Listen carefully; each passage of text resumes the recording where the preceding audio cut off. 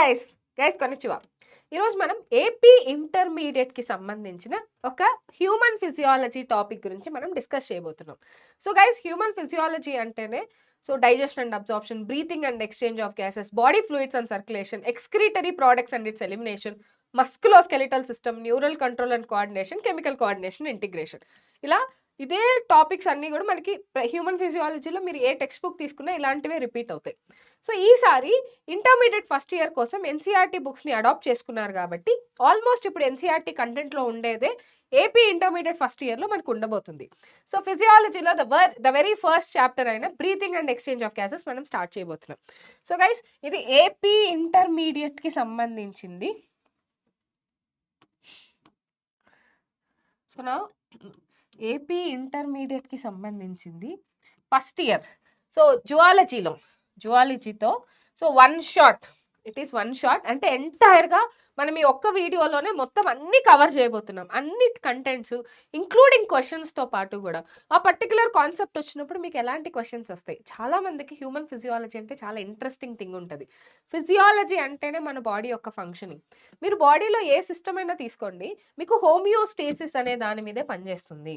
అసలు హోమియోస్టేసిస్ అంటే ఏంటి? Maintaining the constant internal environment. Okay, coming to here breathing and exchange of gases. Breathing and exchange of గ్యాసెస్లోకి వస్తే which is taken by Sangeeta ma'am. So guys your కొనిచ్చివా ma'am. So let's start with the topic. So చాలా interesting విషయాలు తెలుసుకోబోతున్నాం. Guys మీ Sangeeta ma'am hand written class notes మీకు కావాలా? అయితే మన పీడబ్ల్యూ యాప్లో మీరు లాగిన్ అవ్వండి.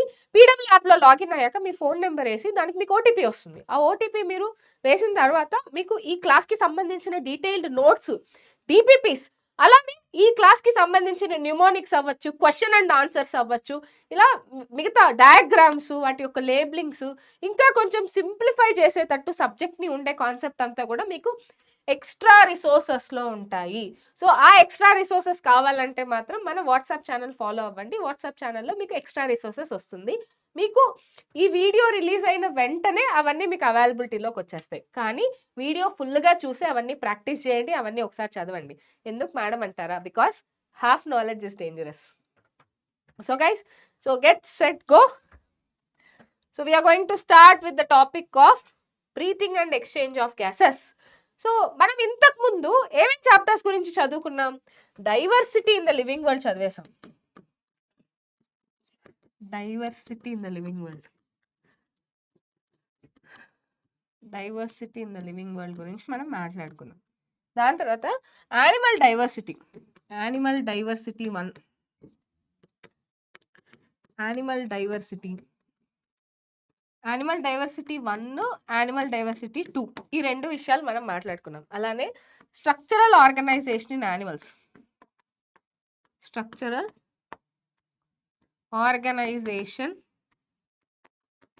యానిమల్స్, సో దీని గురించి కూడా మనం మాట్లాడుకోబోతున్నాం. అలానే ద నెక్స్ట్ ఇది చాప్టర్స్ అన్ని మీకు ఆల్రెడీ అయిపోయాయి నాన్న. మీకు ప్లేలిస్ట్లో దొరుకుతాయి. Diversity in the living world, animal diversity, so అంటే యానిమల్ కింగ్డమ్కి సంబంధించి. ఇది యానిమల్ కింగ్డమ్ యూజువల్గా మనం టీజీలో అంటే తెలంగాణలో యానిమల్ డైవర్సిటీ అని వస్తుంది. ఇక్కడ animal kingdom, structural organisation in animals, ఈ చాప్టర్స్ అన్ని మనం సోఫార్ కవర్ చేసేస్తాం ఆల్రెడీ. ఇప్పుడు మనం డీటెయిల్డ్గా breathing and exchange of gases గురించి స్టార్ట్ చేద్దామా? So guys, breathing and exchange of gases. So oxygen, carbon dioxide.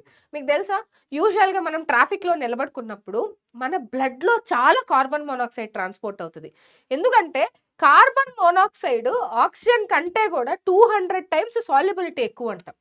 So అందుకే ట్రాఫిక్లో నిలబడ్డప్పుడు ఎక్కువగా ఆ కంబషన్ నుంచి వచ్చే ఆ పొగని పీలిస్తే మన బాడీలో ఆక్సిజన్ లెవెల్స్ తగ్గిపోతాయి. ఇలా రెగ్యులర్గా ఫ్యాక్టరీస్లోనూ వాటిలో పనిచేసే వాళ్ళకి ఎంత విషవాయువులు రిలీజ్ అయ్యి కొంతమంది కళ్ళు తిరిగి పడిపోయారు, ఇలా మాట్లాడతారు కదా. సో యూజువల్గా అలాంటివి బ్లడ్లోకి వెళ్ళినప్పుడు, మన బాడీలోకి వెళ్తే ఆబ్వియస్లీ మనం ఏదైనా పీల్చుకుంటే మన బ్లడ్లోకి వెళ్తుంది, మన బ్లడ్లో నుంచి మన బాడీ పార్ట్స్లోకి వెళ్తాయి. సో ఇలా వెళ్ళినప్పుడు ఏమవుతుందంటే బాడీ లోపల ఆటోమేటిక్గా ఆక్సిజన్ అనేది తగ్గిపోతుంది. ఓకే, ఆక్సిజన్ అనేది కానీ పడిపోయిందంటే మాత్రం మనకి యూజువల్గా బ్రెయిన్కి కొట్టేస్తుంది. మన బ్రెయిన్ 3 మినిట్స్ కంటే కూడా ఎక్కువ ఆక్సిజన్ లేకుండా సర్వైవ్ అవ్వలేదు. So it is very important. అంతెందుకు, ఒక పర్సన్ సిపిఆర్ తెలిసే ఉంటది కదా, కార్డియో పల్మనరీ రీసస్కిటేషన్ అంటారు. సిపిఆర్ అంటే ఏంటంటే చాలా మంది హెల్త్ కేర్ ప్రొఫెషనల్స్ కి ఇవన్నీ నేర్పించుంటారు. సడన్ గా ఒక యాక్సిడెంట్ జరిగింది, సడన్ గా ఒక పర్సన్ కళ్ళు తిరిగి పడిపోయారు, ఇమీడియట్ గా ఏం చేస్తారు తెలుసా, వాళ్ళకి ఎయిర్ వే బ్రీతింగ్ చెస్ట్ కంప్రెషన్ అంటే చెస్ట్ ఇలా ఒత్తుతారు కదా, రీసస్కిటేషన్ చేస్తారు, వాళ్ళని మళ్ళీ బ్యాక్ టు లైఫ్ కి తీసుకురావడానికి ట్రై చేస్తారు. అలానే డీప్ ఫిబ్రిలేటర్స్ అంటారు, అంటే మళ్ళీ హార్ట్ కొట్టుకోవడానికి ఇలా ఒక ఎలక్ట్రిక్ షాక్ ఇస్తూ మిషన్ పెడతారు. సో యూజువల్గా ఎవరైనా కానీ ఫస్ట్ చెక్ చేసేది ఏంటంటే ఎయిర్వే క్లియర్గా ఉందా లేదా, వాళ్ళు బ్రీతింగ్ చేస్తున్నారా లేదా అని చెప్పి. అందుకే చెస్ట్ కంప్రెషన్ ఇస్తారు, breathing mouth to mouth breathing ఇస్తారు.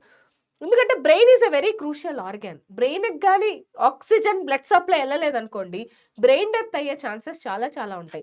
Brain is the major organ which has to receive 20% of the oxygen and 20% of the glucose from the body.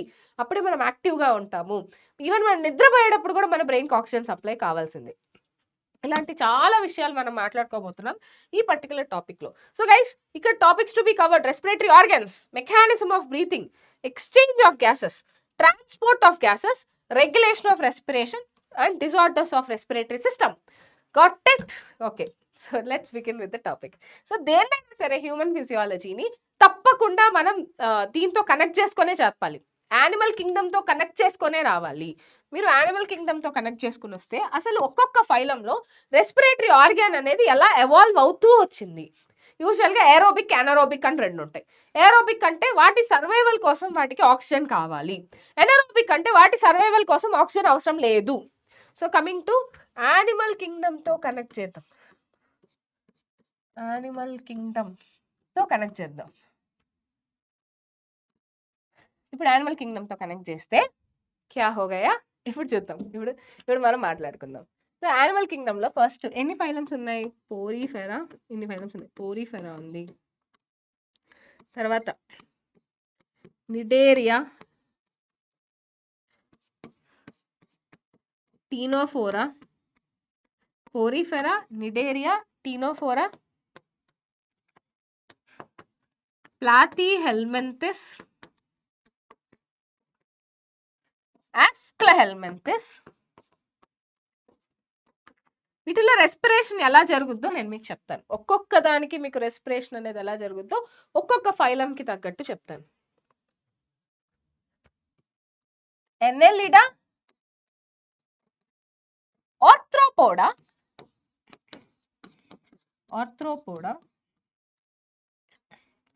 మొల్లస్కా, ఇకైనోడర్మేటా. మీరు కూడా చాలా పేషెన్స్గా ఇవన్నీ ఒకసారి బుక్ తీసుకొని రాస్తూ ఉండండి. హెమికార్డేటా. మళ్ళీ కార్డేటాలో మనకి చాలా డిఫరెన్సెస్ ఉన్నాయి కదా. కార్డేటాలో కూడా యూరోకార్డేటా, సెఫలోకార్డేటా, వర్టిబ్రేటా, వీటిల్లో కూడా రెస్పిరేటరీ ఆర్గాన్స్ మారుతూ ఉంటుంది. ఇఫ్ యూ టేక్ కార్డేటా, ఇప్పుడు మీరు కార్డేటా తీసుకున్నారనుకోండి, కార్డేటాలో కూడా సో ఇలా 3 సబ్ ఫైలమ్స్ ఉన్నాయి. యూరోకార్డేటా, సెఫాలోకార్డేటా,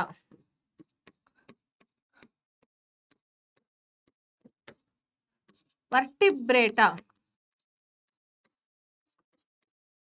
సో యూరోకార్డేటా, సెఫలోకార్డేటా ఇవి సబ్ ఫైలమ్స్. ఇప్పుడు వర్టిబ్రేటాకి వచ్చామనుకోండి, మనం ఇక్కడ 2 డివిజన్స్ ఉంటాయి కదా. సో మనకి అవన్నీ కూడా అవసరం లేదు. Pisces,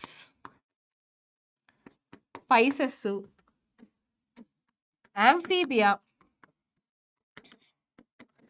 రెప్టీలియా, Aves and Mammalia. Okay, so got it? Okay, right. So coming to the point here, ఇప్పుడు ఒక్కొక్క ఫైలంలో మీకు ఎలాంటి రెస్పిరేటరీ ఆర్గాన్స్ ఉన్నాయో మాట్లాడుకుందాం. అదే రెస్పిరేటరీ ఆర్గాన్స్ గురించి. పోరిఫెరాలో వాటర్ కెనాల్ సిస్టమ్, అదే రెస్పిరేటరీ. అది యూజువల్గా ఒక స్పాంజ్ని తీసుకుంటే ఆస్టియా ద్వారా వాటర్ లోపలికి వెళ్ళి స్పాంజోసీల్ నుంచి ఇలా ఆసిక్యులం ద్వారా వాటర్ బయటకు వస్తుంది. ఇలా తీసుకెళ్లేటప్పుడే ఫుడ్ని తీసుకెళ్తుంది, ఆక్సిజన్ని తీసుకెళ్తుంది, అలానే ఎక్స్క్రీటరీ వేస్ట్ ప్రోడక్ట్స్ని కూడా బయటకు తీసేస్తుంది. సో వాటర్ కెనాల్ సిస్టమ్ పెట్టుకోండి, it is water canal system. So అందుకే మనం యానిమల్ కింగ్డమ్ చెప్పిన తర్వాతే ఇది చెప్తాం హ్యూమన్ ఫిజియాలజీ. నిడేరియా తీసుకుంటే when it comes to Cnidaria ఇది కూడా బాడీ సర్ఫేస్ అనమాట. You will be having body surface డిఫ్యూషన్గా యాక్ట్ చేస్తుంది. బాడీ సర్ఫేస్ నుంచే డిఫ్యూజన్ జరుగుతుంది. Oxygen and carbon dioxide diffusion జరుగుతుంది. And next coming to Platyhelminthes. Platyhelminthes లో కూడా body surface, Platyhelminthes, Aschelminthes separate గా రెస్పిరేటరీ ఆర్గాన్స్ అంటూ వీటికి ఏమీ ఉండవు. They will be having also body surface నుంచే వెళ్తాయి. Body surface diffusion. Got it right. So coming to Annelida, first respiratory organ తయారయ్యేదే ఇక్కడి నుంచే అనమాట. మీకు అనెలిడా వచ్చేసరికి skin is the respiratory organ, ఇక్కడ మేజర్గా ఇదే. అండ్ కమింగ్ టు హియర్ ఆర్థ్రోపోడాలో మనకి రెస్పిరేటరీ ఆర్గాన్స్ మారుతాయి. సో అనెలిడాలో ఏంటంటే skin, moist skin. And coming to here ఆర్థ్రోపోడాకి వచ్చేసరికి పర్టికులర్గా మీరు ఇక్కడ జాగ్రత్తగా గమనించండి. ఆర్థ్రోపోడాలో మీకు డిఫరెంట్ టైప్స్ ఆఫ్ ఆర్గానిజంని బట్టి రెస్పిరేటరీ ఆర్గాన్స్ మారుతాయి. అంతెందుకు, ఇన్సెక్ట్స్ చూసారు, ఇన్సెక్ట్స్ని తీసుకుంటే ఇన్సెక్ట్స్ వేరు, crustaceans, okay, and Limulus. So ఒక్కొక్క దానికి ఒక్కొక్కలా ఉంటుంది. ఇన్సెక్ట్స్లో మీకు ట్రెకియల్ సిస్టమ్ ఉంటుంది. సపరేట్ సిస్టమ్ అనమాట, tracheal system. And coming to crustaceans, వీటిల్లో గిల్స్ ఉంటాయి మేజర్గా, gills. So coming to Limulus, king crab, book gills. అలానే అరాకినిడా అంటే spiders, scorpions, ticks, mites. So స్పైడర్స్లో తీసుకున్నారంటే బుక్ లంగ్స్. ఈ డీటెయిలింగ్ అర్థం చేసుకోండి నాన్న మేజర్గా. ఇప్పుడు ఇక్కడ చూడండి, ఆర్థ్రోపోడాలో తీసుకుంటే ఇన్సెక్ట్స్లో అయితే ట్రెకియల్ సిస్టమ్, క్రస్టేషియన్స్లో అయితే గిల్స్, లిమ్బులస్లో తీసుకుంటే బుక్ గిల్స్ అనమాట, ఇది లివింగ్ ఫాసిల్ అంటాం కదా, స్పైడర్స్ బుక్ లంగ్స్. సో మొలస్కాలో మీకు మేజర్గా రెస్పిరేషన్ పార్ట్ మాత్రమే, పర్టికులర్గా మొలస్కాల మీద తీసుకుంటే మీకు మ్యాంటిల్ క్యావిటీలో ఒక ఫెదర్ లైక్ గిల్స్ ఉంటుంది. మ్యాంటిల్కి విజరల్ మాస్కి మధ్యలో మ్యాంటిల్ క్యావిటీ ఉంటుంది, దాంట్లో ఫెదర్ లైక్ గిల్స్ ఉంటాయి, అది రెస్పిరేషన్కి హెల్ప్ చేస్తుంది, feather like gills. And next coming to Echinodermata. So guys, ఇకైనోడర్మేటాలో రెస్పిరేటరీ ఆర్గనల్ అంటూ ఏమీ ఉండదు. మనకి మామూలుగా ఇది సీ కుకుంబర్లో మాత్రం క్లోకల్ ట్రీ ఉంటుంది. ఇకైనోడర్మేటాలో సీ కుకుంబర్లో మాత్రం మనకి క్లోకల్ ట్రీ ఉంటుంది. సీ కుకుంబర్లో క్లోకల్ ట్రీ ఉంటుంది,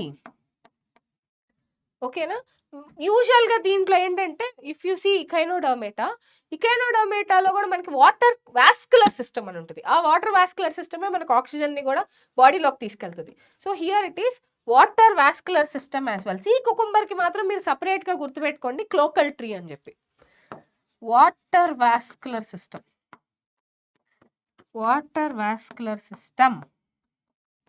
అండ్ నౌ నెక్స్ట్ హెమికార్డేటాలో ఏముంటది, ఫెరెంజియల్ గిల్ స్లిట్స్ ఉంది కదా, ఫెరెంజియల్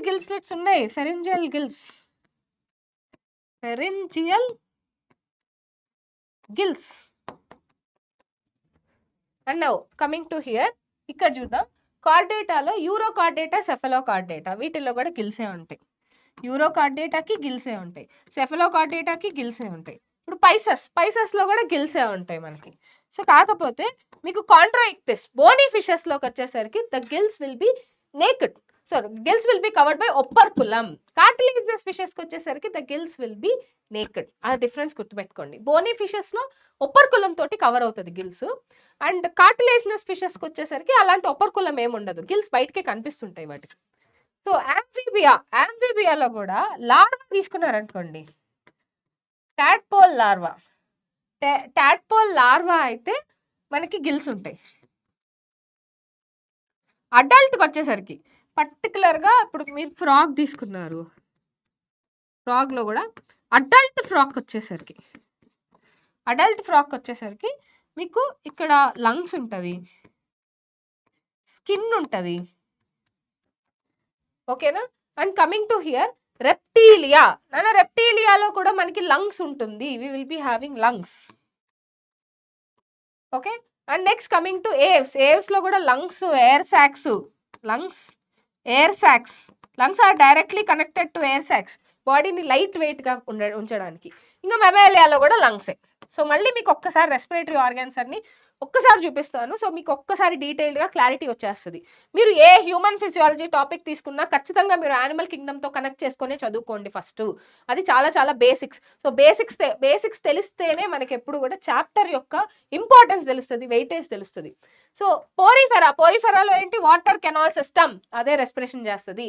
నిడేరియా అండ్ టీనోఫోరా, ఈ రెండు కామన్ జెల్లీ ఫిషెస్ లాంటివే కదా. బాడీ సర్ఫేస్ నుంచే మనకి డిఫ్యూషన్ మెకానిజం ద్వారా వెళ్తుంది. అండ్ ప్లాతీ హెల్మంథెస్, ఆస్క్లా హెల్మంథెస్, ఇది కూడా బాడీ సర్ఫేస్ డిఫ్యూషన్ మెథడ్ ద్వారానే మనకి ఆక్సిజన్ కార్బన్ డైఆక్సైడ్ ఎక్స్చేంజ్ జరుగుతుంది. Annelida, skin, moist skin. Okay, దీనివల్ల డిఫ్యూజన్ జరుగుతుంది. కమింగ్ టు హియర్ ఆర్థ్రోపోడా తీసుకుంటే ఇన్సెక్ట్స్, క్రస్టేషియన్స్. ఇన్సెక్ట్స్లో ట్రెకియల్ సిస్టమ్. క్రస్టేషియన్స్ తీసుకుంటే గిల్స్ అన్నమాట. అండ్ లిములస్లో కింగ్ క్రాబ్, అదే book gills. Spiders, book lungs. మొలస్కాలో మీకు ఫెదర్ లైక్ గిల్స్. ఎక్కడుంటాయి ఆ ఫెదర్ లైక్ గిల్స్? కూడా మ్యాంటల్ క్యావిటీలో ఉంటాయి. సీ కుకుంబర్లో మాత్రం, ఇది feather like gills. Coming to ఇకైనోడర్మేటాలో, సీ కుకుంబర్లో మాత్రం గుర్తుపెట్టుకోండి, cloacal tree will be acting as a respiratory organ. And యాక్చువల్గా వీటిల్లో వాటర్ వాస్కులర్ సిస్టమ్ ఉంటుంది. వాటర్ వాస్కులర్ సిస్టమ్ ఏదైతే ఉంటుందో, even that water vascular system will be acting as a respiratory organ. అందులో హెమికార్డేటాలో ఫెరెంజియల్ గిల్స్ ఉంటాయి. అండ్ నెక్స్ట్ యూరోకార్డేటా, సెఫలోకార్డేటా తీసుకుంటే వీటిలో కూడా గిల్సే. కమింగ్ టు వర్టిబ్రేటాలో పైసెస్కి gills. And next Amphibia, Reptilia, Aves, Mammalia. యాంఫీబియాలో లార్వాలోకి వస్తే గిల్స్ అనమాట. Comes to larva gill. అడల్ట్కి వచ్చేసరికి లంగ్స్, స్కిన్. రెప్టీలియాలో కూడా లంగ్స్, ఏవ్స్లో కూడా లంగ్స్, ఎయిర్ సాక్స్. మెమాలియాలో కూడా లంగ్సే. So coming to the next part. So respiratory organs అయిపోయింది. సో ఒకసారి రెస్పిరేటరీ ఆర్గాన్స్ చూద్దాం మనం మళ్ళీ.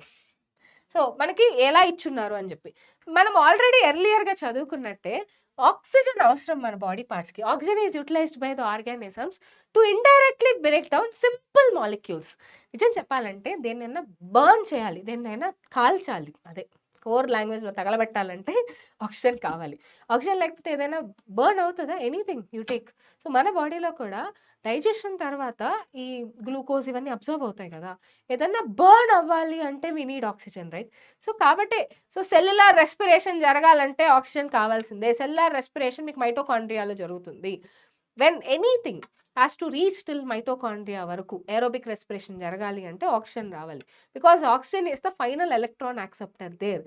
ఇండైరెక్ట్లీ మీకు ఇది రెస్పిరేషన్ ఇన్ ప్లాంట్స్తో కనెక్ట్ అయినట్టే కదా ఈ పర్టికులర్. అంటే బాటనీకి, ఫిజియాలజీకి చూడండి, బాటనీలో ఉండే చాప్టర్ రెస్పిరేషన్ ఇన్ ప్లాంట్స్కి, అలానే ఈ జువాలజీలో ఉండే బ్రీతింగ్ అండ్ ఎక్స్చేంజ్ ఆఫ్ గ్యాసెస్కి కనెక్షన్ ఉందా లేదా? ఫిజియోలాజికల్ కనెక్షన్ ఉంది.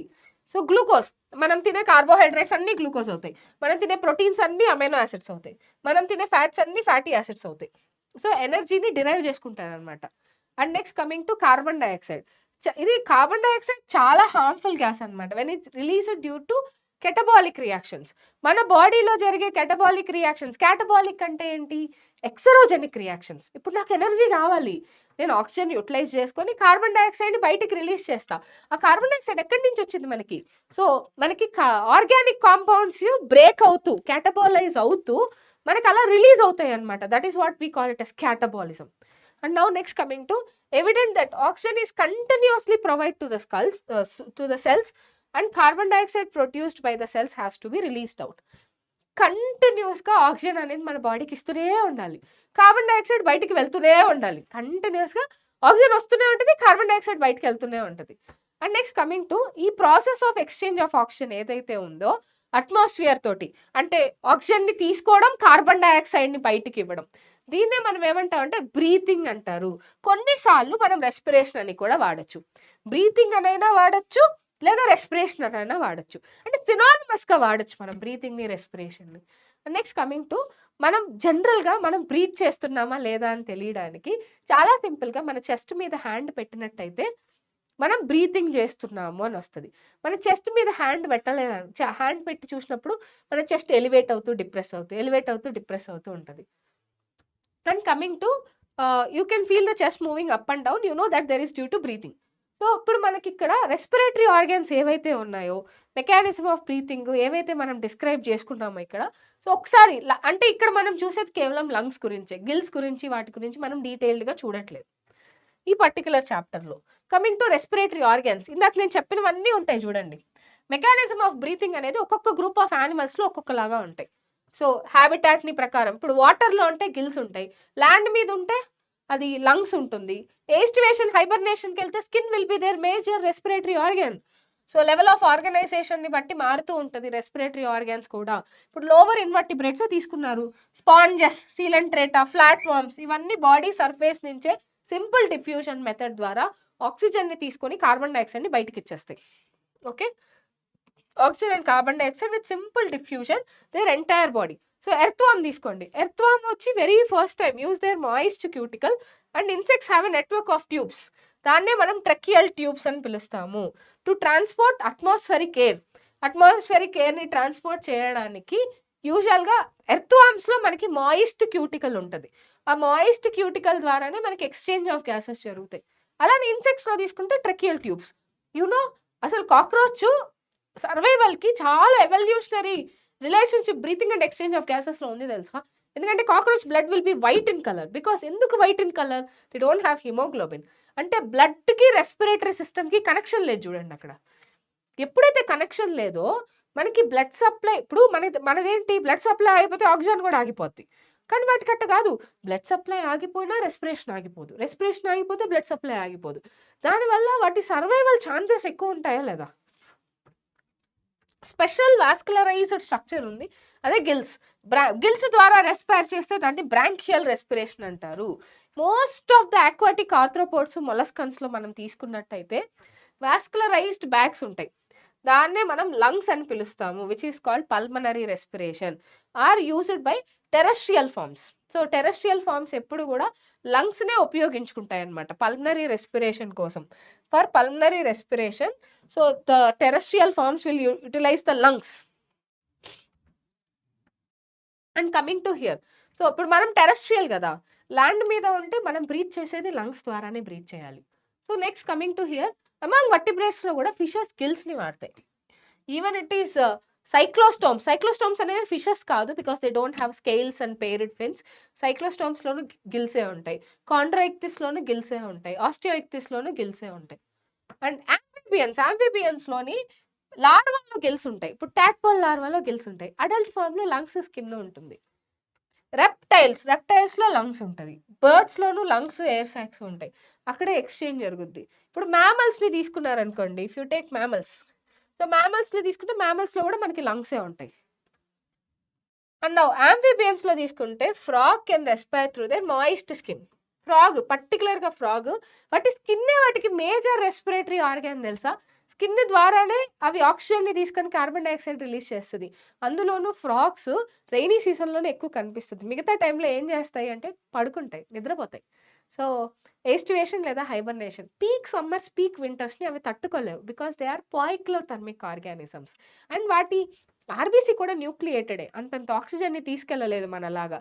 సో కాబట్టి with all these reasons, skin is their major respiratory organ during hibernation, during aestivation, during when it is there in the water. Now coming to the next, human respiratory system. So let's talk about human respiratory system. Human respiratory system గురించి మనం మాట్లాడుకుందాం. అదే human respiratory system will start with external nostrils. So అది ఎక్కడికి open అవుద్ది, opening out above the upper lip, మన లిప్కి పైన, మనకి అప్పర్ లిప్కి పైన మనకి నాస్ట్రిల్స్ ఉంటుంది కదా, it leads to nasal chamber through the nasal passage. It leads to nasal chamber through the nasal passage. Nasal chamber దేంట్లోకి ఓపెన్ అవుతుంది, ఫారింగ్స్ లోపలికి ఓపెన్ అవుతుంది. nasal chamber will open into pharynx, a portion with which the common passage for food and air. ఇప్పుడు మనకి దీని openings ఉన్నాయి కదా, వీటిని నేర్స్ అంటారు. That nares will draw into nasal chamber. This nasal chamber నుంచి మనకి ఎయిర్ ఎక్కడికి వస్తుంది, ఫారింగ్స్. ఫారింగ్స్ ఇక్కడ ఉంటుంది, pharynx. Pharynx is the common chamber for both mouth and the nasal cavity. So యూజువల్గా ఏంటంటే ఫారింగ్స్ ఏదైతే నోస్ దగ్గర ఉంటుందో దాన్ని ఓరోఫారింగ్స్, నాసోఫారింగ్స్ అంటాం. ఫారింగ్స్ ఏదైతే ఈ ఈ రెస్పిరేటరీ పాత్వే దగ్గర ఉందో దాన్ని నాసోఫారింగ్స్ అంటారు. ఫారింగ్స్ ఏదైతే మౌత్ రీజియన్‌లో ఉందో దాన్ని ఓరోఫారింగ్స్ అంటారు. ఓకే. సో, ఫారింగ్స్ తర్వాత మనకేమొస్తది? లారింగ్స్, వాయిస్ బాక్స్. ఇప్పుడు మనం ఇక్కడ టచ్ చేస్తే మనం మాట్లాడుతున్నప్పుడు వైబ్రేషన్స్ వస్తున్నాయా లేదా? That means because it has voice box. And ఇక్కడంతా కార్టిలేజే ఉంటది. That cartilage is also none other than the hyaline cartilage. And అక్కడ మనకి లారింగ్స్ ఉంటది. సో, రిమెంబర్ నేర్స్ అదే నాస్ట్రిల్స్, నాస్ట్రిల్స్ తర్వాత నాసల్ ఛాంబర్ వస్తది. నాసల్ ఛాంబర్ తర్వాత నాసోఫారింగ్స్, నాసోఫారింగ్స్ తర్వాత ఓరోఫారింగ్స్, ఓరోఫారింగ్స్ తర్వాత larynx. Larynx is none other than we call it as voice box. So, ఈ వాయిస్ బాక్స్‌ని కవర్ చేస్తూ ఒక ఎలాస్టిక్ కార్టిలేజ్‌తో ఒక ఫ్లాప్ ఉంటది. ఇఫ్ అస్యూమ్ దట్ ఇది లారింగ్స్ అనుకోండి. ఇది లారింగ్స్, ఇది కాఫీ కప్పు. ప్రస్తుతానికి ఇది లారింగ్స్ అనుకోండి. సీ హియర్ ఇప్పుడు ఇప్పుడు యూజువల్‌గా ఏంటంటే ఎపిగ్లాటిస్ ఎలా ఉంటదంటే ఇప్పుడు ఇది లారింగ్స్ అనుకోండి. ఇది లారింగ్స్ అనుకుంటే సో, ఇలా ఉంటదనమాట. ఒక ఫ్లాప్ ఉంటది ఇలాగా. You will be having a flap like this. This is epiglottis. ఇది గ్లాటిస్. లారింగ్స్‌ని గ్లాటిస్ అంటాం. లారింగ్స్‌కి పైన ఉండేదేంటి మనకి? ఎపిగ్లాటిస్. ఎపిగ్లాటిస్. మ్యామ్ కాఫీ తాగుతున్నారా అని అడగకండి. Because many people know. మా స్టూడెంట్స్ అందరికీ తెలుసు. Sangeeta ma'am is equal to coffee అని చెప్పి. But it's a bad habit. Even frequency తగ్గించాను. రోజుకొకటే తాగుతున్నా. Okay. Coming to the topic back. ఎందుకంటే కాఫీ కప్ చూపించాను కదా! చాలా మంది అడుగుతారు. So, the pharynx open to larynx into the trachea. Pharynx నుంచి లారింగ్స్ వస్తది. లారింగ్స్ తర్వాత ట్రెకియా వస్తది. సో, ట్రెకియా వచ్చేసరికి ద ట్రెకియా కూడా larynx is a cartilaginous box which helps for sound production. లారింగ్స్‌లో మనకి సౌండ్ ప్రొడక్షన్ ఎందుకు జరుగుతుందంటే because they have vocal cords. So, మనం అందులో ఇంకొక విషయం గుర్తుపెట్టుకోండి. సో, ఇన్‌హలేషన్ అప్పుడు మనకి వాయిస్ రాదు. ఎక్సలేషన్ అప్పుడే వాయిస్ వస్తది. So, it's a kind of మనం మాట్లాడడం కూడా it's a kind of breathing activity. అంటే మనం ఇప్పుడు ఫర్ ఎగ్జాంపుల్ మనకి బ్రీతింగ్ సరిగ్గా అందట్లేదు. మనం మాట్లాడలేం. Because the air will be coming out of the respiratory tract in the form of small passage that will create the sound. So, that is none other than the voice. అందుకే పాట పాడే వాళ్ళు ఎప్పుడు కూడా బ్రీతింగ్ ఎక్సర్సైజెస్ ఎక్కువగా చేస్తారు. వాళ్ళు వోకల్స్‌ని చాలా హెల్తీగా పెట్టుకోవాలి. ఏది పడితే అది తినకూడదు. నాలాగా. So, coming to the larynx. Larynx is a cartilaginous box. Sound ప్రొడక్షన్‌కి హెల్ప్ చేస్తది. అందుకే లారింగ్స్‌ని మనం వాయిస్ బాక్స్ అని పిలుస్తారు. సౌండ్ బాక్స్ అన్నా ఒకటే, వాయిస్ బాక్స్ అన్నా ఒకటే. మనం ఏదన్నా ఫుడ్ మింగేటప్పుడు, ఇప్పుడు యూజువల్‌గా మనం తినేటప్పుడు పొరపాటున పొరపోతది. అది ఏమంటాం సడెన్‌గా ఎవరో తలుచుకుంటారు అంటున్నాం గదా! అనుకుంటాం గదా! అంటే తినేటప్పుడు ఎవరి గురించన్నా మాట్లాడితే పొరపాటున పొరపోతదనమాట. సో, ఎందుకు పొరపోతది అంటే బై మిస్టేక్ ఫుడ్ ఏదన్నా లారింగ్స్ లోపలికి ఎంటర్ అయితే దాన్ని బయటకి పుష్ చేయాలి గదా! కాబట్టి పొరపోతది. సో, అందుకే మనం ఏదన్నా తినేటప్పుడు, తాగేటప్పుడు ఎపిగ్లాటిస్ లారింగ్స్‌ని క్లోజ్ చేస్తుంది. నార్మల్ బ్రీతింగ్ అప్పుడు మాత్రం ఎపిగ్లాటిస్ లారింగ్స్‌ని క్లోజ్ చేయదు. ఓపెన్ చేస్తది. See here. So, the pharynx opens through the larynx region into the trachea. Larynx is a cartilaginous box which helps in sound production. Hence it is called as sound box. So, ఏదన్నా food మనం మింగేటప్పుడు, ఆ food మింగేటప్పుడు మాత్రం గుర్తుపెట్టుకోండి epiglottis అనేది లారింగ్స్‌ని close చేస్తది. This epiglottis will be closing the లారింగ్స్ while we are eating and drinking. మనం మాట్లాడేటప్పుడు, బ్రీతింగ్ చేసేటప్పుడు మాత్రం ఇట్ విల్ బి ఓపెన్‌లోనే ఉంటది. And coming to hence, so epiglottis is made up of what kind of tissue? Elastic cartilage. ఈ for epiglottis, ఈ for elastic cartilage గుర్తుపెట్టుకోండి. So, to prevent the entry of food. So, trachea వచ్చేసరికి it's a straight tube. Mid thoracic region వరకు extend అవుతుంది. Remember trachea మీద మనకి cartilaginous rings ఉంటాయి. That cartilage is also made up of hyaline cartilage and C shaped cartilaginous rings ఉంటాయి. Trachea and primary bronchi దగ్గర కూడా మీకు ఆ కార్టిలేజినస్ రింగ్స్ ఉంటాయి. Trachea, primary bronchi, secondary bronchi వీటి దగ్గర అంతా కూడా కార్టిలేజినస్ రింగ్స్ ఉంటాయి. ఎందుకు మేడం కార్టిలేజినస్ రింగ్స్ ఉంటాయంటే ఇప్పుడు మన ఎయిర్ చాలా హై ప్రెషర్ తోటి ఎయిర్ వెళ్తది. అంత హై ప్రెషర్ ఎయిర్ వెళ్ళినప్పుడు రెస్పిరేటరీ సిస్టమ్ కొలాప్స్ అవ్వకూడదు కదా! అందుకని ఉంటుంది. See here trachea is a straight tube extending up to mid thoracic cavity. So, మనకి ట్రెకియా అనేది ఒక స్ట్రెయిట్ ట్యూబ్ ఇక్కడ వరకు ఎక్స్టెండ్ అవుతది. సో, అక్కడ మనకి ట్రెకియా కాస్త ప్రైమరీ బ్రాంకై 2 ప్రైమరీ బ్రాంకైగా డివైడ్ అవుతది. సో, పర్టిక్యులర్‌గా 5th థొరాసిక్ వర్టిబ్రా దగ్గరే డివైడ్ అవుతుంది. దాన్నే కెరీనా అంటారు. Division of trachea into 2 primary bronchi we call it as carina. And into the right and left pulmonary bronchi. So, right సైడ్‌కి ఒక bronchi ఎళ్తది. Left సైడ్‌కి ఒక బ్రాంకై ఎళ్తది. Let me show you this. యూజువల్‌గా ఫస్ట్ నేర్స్ అంటే nostrils nostrils. So nostrils నుంచి ఎక్కడికి వెళ్తుంది మనకి నాసల్ చాంబర్స్ లోకి వెళ్తుంది. ప్యాలెట్ ఉంది కదా, heart pellet is the one which separates the nasal chamber and oral chamber. Nasal chamber. So nasal chamber తర్వాత we will be having pharynx. pharynx తర్వాత larynx. ఓకే, larynx తర్వాత ట్రకియా. ట్రకియా ఎగ్జాక్ట్ గా 5th thoracic vertebra దగ్గర, exact గా 5th thoracic vertebra దగ్గర ఏమవుతుంది, 2 primary బ్రాంకైగా split అవుతుంది. Trachea exactly 5th thoracic vertebra దగ్గర. 5th థొరాసిక్ వర్టిబ్రా దగ్గర మనకి ప్రైమరీ బ్రాంకైగా సపరేట్ అవుతుంది. 2 primary bronchi, right primary bronchi and left primary బ్రాంకైగా సపరేట్ అవుతుంది. Now next coming to, so ఈ బ్రాంకై ప్రైమరీ బ్రాంకై ఏమవుతుంది, సెకండరీ బ్రాంకైగా డివైడ్ అవుతుంది. సెకండరీ బ్రాంకై ఏమవుతుంది, టెరిషరీ బ్రాంకైగా డివైడ్ అవుతుంది. సీ హియర్, టెరిషరీ బ్రాంకై ఏమవుతుంది, ఇంకా బ్రాంకియోల్స్ టర్మినల్ బ్రాంకైగా డివైడ్ అవుతుంది. సీ హియర్ అదే ఇచ్చుంటారు, each bronchi undergo repetitive divisions to form. Primary నుంచి సెకండరీ వస్తుంది, ఎక్స్క్యూజ్ మీ, సెకండరీ నుంచి టెరిషరీ వస్తుంది, అండ్ టెరిషరీ నుంచి బ్రాంకియోల్స్ వస్తాయి. So ending up in very thin terminal bronchioles. So the trachea primary, secondary, tertiary and initial bronchioles ఇవన్నీ కూడా మనకి incomplete cartilaginous links తో పాటు సపరేట్ తోటి బిల్డ్ అయి ఉంటాయి. They are supported by primary, secondary, tertiary ఇంకా ఇనిషియల్ బ్రాంకియోల్స్. కానీ ఎప్పుడు కూడా గుర్తుపెట్టుకోండి, మనకి ఎప్పుడు కూడా చిన్నగా వచ్చింది అనుకోండి ఓఎల్ఈ అని వస్తుంది. ఇప్పుడు let me show you the diagram. ఇప్పుడు దిస్ ఈస్ ద ట్రకియా.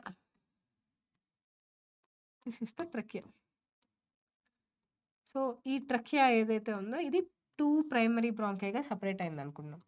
ఈ ప్రైమరీ బ్రాంకై నుంచి వచ్చింది ఏంటి, bronchioles, secondary bronchi. Primary bronchi నుంచి వచ్చిన బ్రాంచ్ ఏమంటాం, సెకండరీ బ్రాంకై అంటాం. ఓకే, సెకండరీ బ్రాంకై నుంచి వచ్చిన బ్రాంచ్ ఏంటి, టెరిషరీ బ్రాంకై. టెరిషరీ బ్రాంకై నుంచి వచ్చిన బ్రాంచ్ ఏంటి, ఇనిషియల్ బ్రాంకియోల్స్. ఇంకా చిన్నవిగా ఉంటాయి, ఇనిషియల్ బ్రాంకియోల్స్. సో ఇవన్నీ కూడా, so primary, secondary, tertiary and initial bronchioles ఇవన్నీ కూడా సి షేప్డ్ కార్టిలేజినస్ లింక్ తోనే సపోర్ట్ అయి ఉంటుంది. Terminal bronchioles C shaped cartilaginous link తో సపోర్ట్ అవ్వలేదు. సో ఇది తర్వాత ఇనిషియల్ బ్రాంకై తర్వాత ఏమవుతుంది, ఫైనల్ గా టర్మినల్ బ్రాంకైగా స్ప్లిట్ అయ్యి ఆ టర్మినల్ బ్రాంకై కాస్త ఆల్వియోలైలో ఎండ్ అవుతుంది, which is highly vascularised structure. So that is ఈ ఎంటైర్ థింగ్ ని మనం ఏమంటామంటే బ్రాంకియల్ ట్రీ అంటాం. Okay, so the terminal bronchial will gives rise to tiny irregular vascularized bag-like structures which we call it as alveoli. దాన్నే మనం alveoli అంటారు. So guys singular అయితే alveolus అనాలి, alveoli అంటే ప్లూరల్ ఫామ్. సో మనకి 2 lungs ఉన్నాయి కదా, we have 2 lungs which is double layered, అంటే పెరైటల్ ప్లూరా ఇంకా visceral pleura. So let's see here, ఇప్పుడు మనకి we have this lungs, right lung, left lung,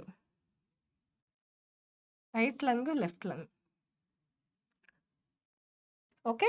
so right lung, left lung, ఇది ఇప్పుడు ఇది ట్రకియా 2 ప్రైమరీ బ్రాంకై. మళ్ళీ ఈ lungs మీద మనకి ఏముంటది, we will be having visceral ప్లూరాకి బయట పెరైటల్ ప్లూరా ఉంటుంది. Okay, and coming to here ఇది కూడా అంతే, ఈ విసరల్ ప్లూరాకి బయట మనకి పెరైటల్ ప్లూరా ఉంటుంది. Okay, and this is entire thing we call it as thoracic cavity. ఈ మొత్తం కూడా మనకి థొరాసిక్ క్యావిటీ అని, థొరాసిక్ క్యావిటీలో ఉంటుంది ఇదంతా. So upper chest, that is nothing but thoracic cavity. ఈ సెంటర్లో ఉంది కదా, ఇది మీడియాస్టైనం అంటారు. ఈ మీడియాస్టైనంలోనే మనకి హార్ట్ లొకేట్ అయి ఉంటుంది. సో వీ హ్యావ్ ఇక్కడ యాక్చువల్లీ రైట్ లంగ్లో మనకి 3 lobes ఉంటాయి. Right lung we have 3 lobes. Okay, upper lobe, middle lobe, lower lobe, 3 lobes ఉంటాయి. లెఫ్ట్ లంగ్ అలా కాదు, లెఫ్ట్ లంగ్లో మనకి 2 lobes ఉంటాయి. ఓకే, సో రైట్ లంగ్లోకి వచ్చేసరికి 3 లోబ్స్ ఉంటాయి, లెఫ్ట్ లంగ్లో 2 లోబ్సే ఉంటాయి మనకి. Okay, so guys this is right, this is left. Okay, so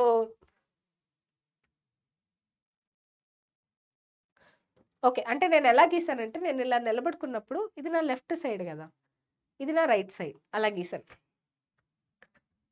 so ఈ లేయర్ని ఏమంటాం నాన్న? పెరైటల్ ప్లూరా అంటారు.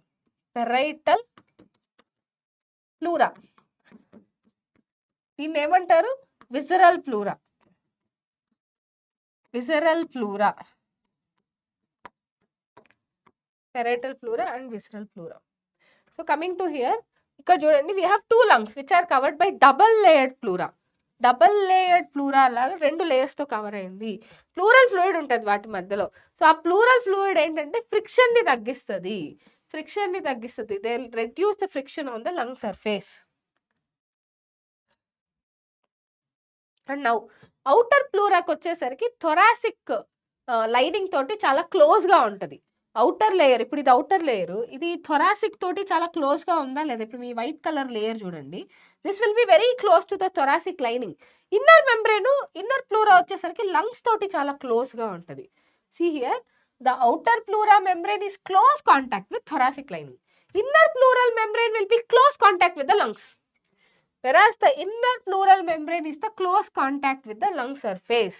ఇప్పుడు ఇది ఎపిగ్లాటిస్, ఇందాక చెప్పాను కదా, epiglottis will be covering the glottis and epiglottis is made up of elastic cartilaginous flap.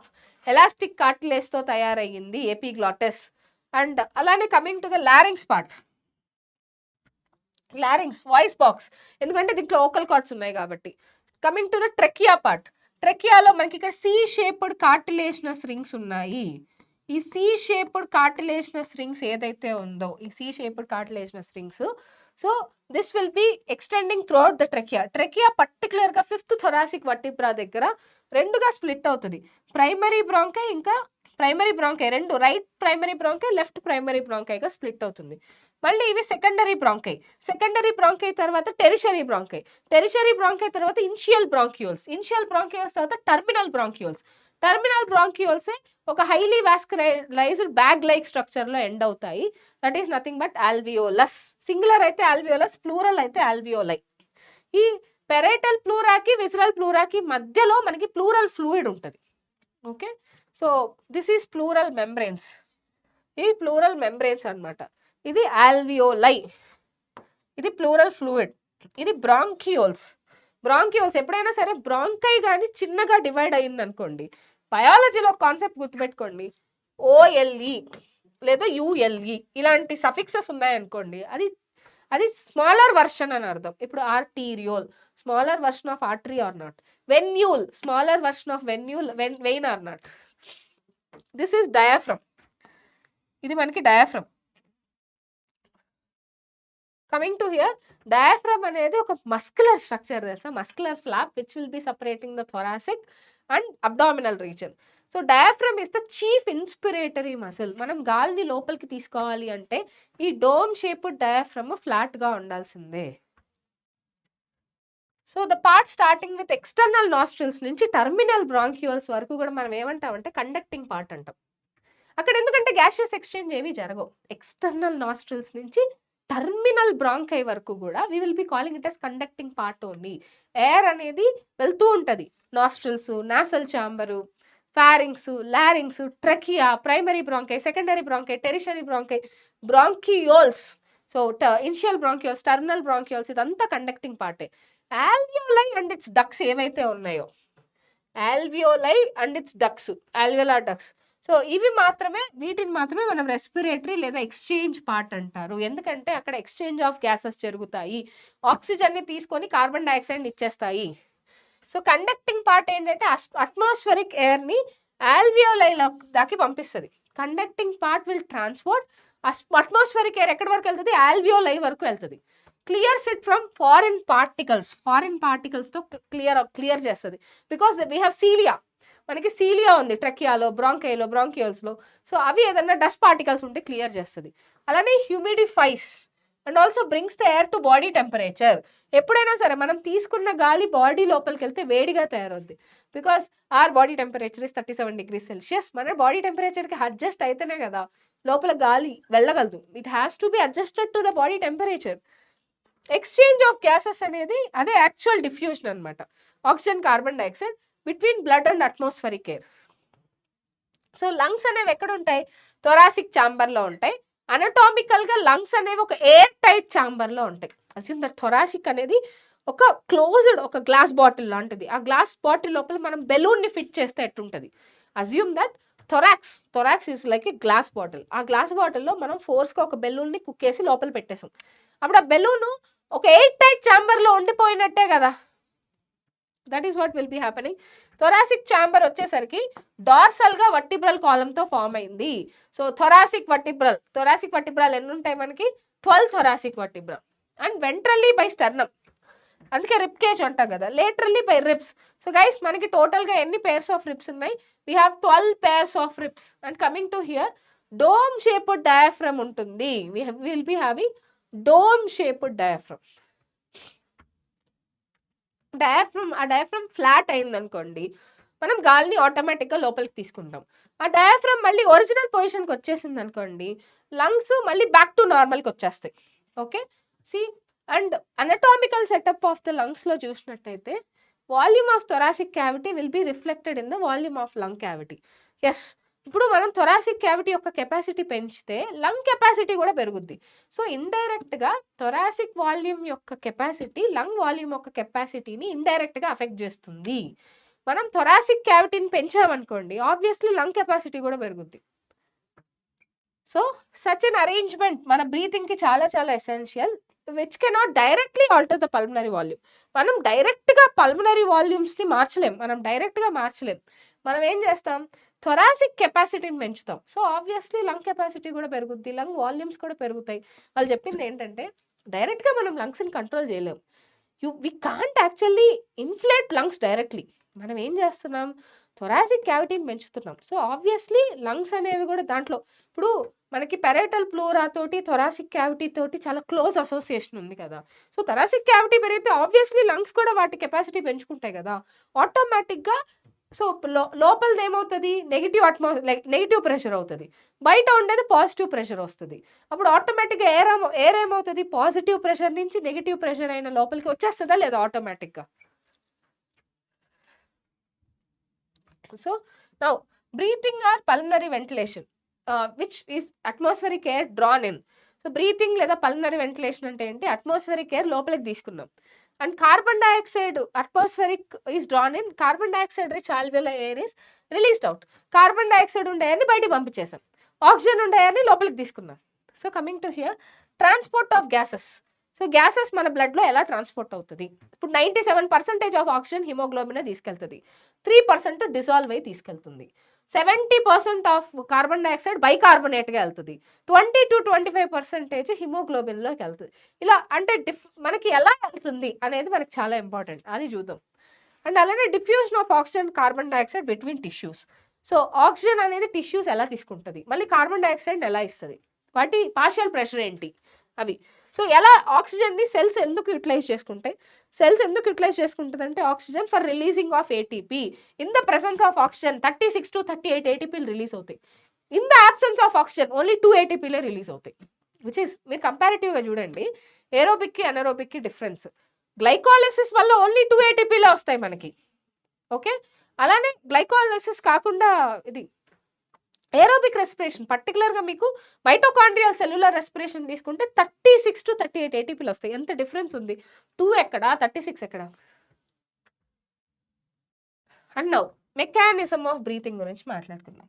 So inspiration and expiration, ఈ కాన్సెప్ట్ చెప్పే ముందు మీకు చాలా ఇంపార్టెంట్ ఇంట్రెస్టింగ్గా చెప్పేస్తాం. చాలామంది కన్ఫ్యూజ్ అవుతారు మెకానిజం ఆఫ్ బ్రీతింగ్కి. అజ్యూమ్ దట్ మీరు ఒక బెలూన్ తీసుకోండి.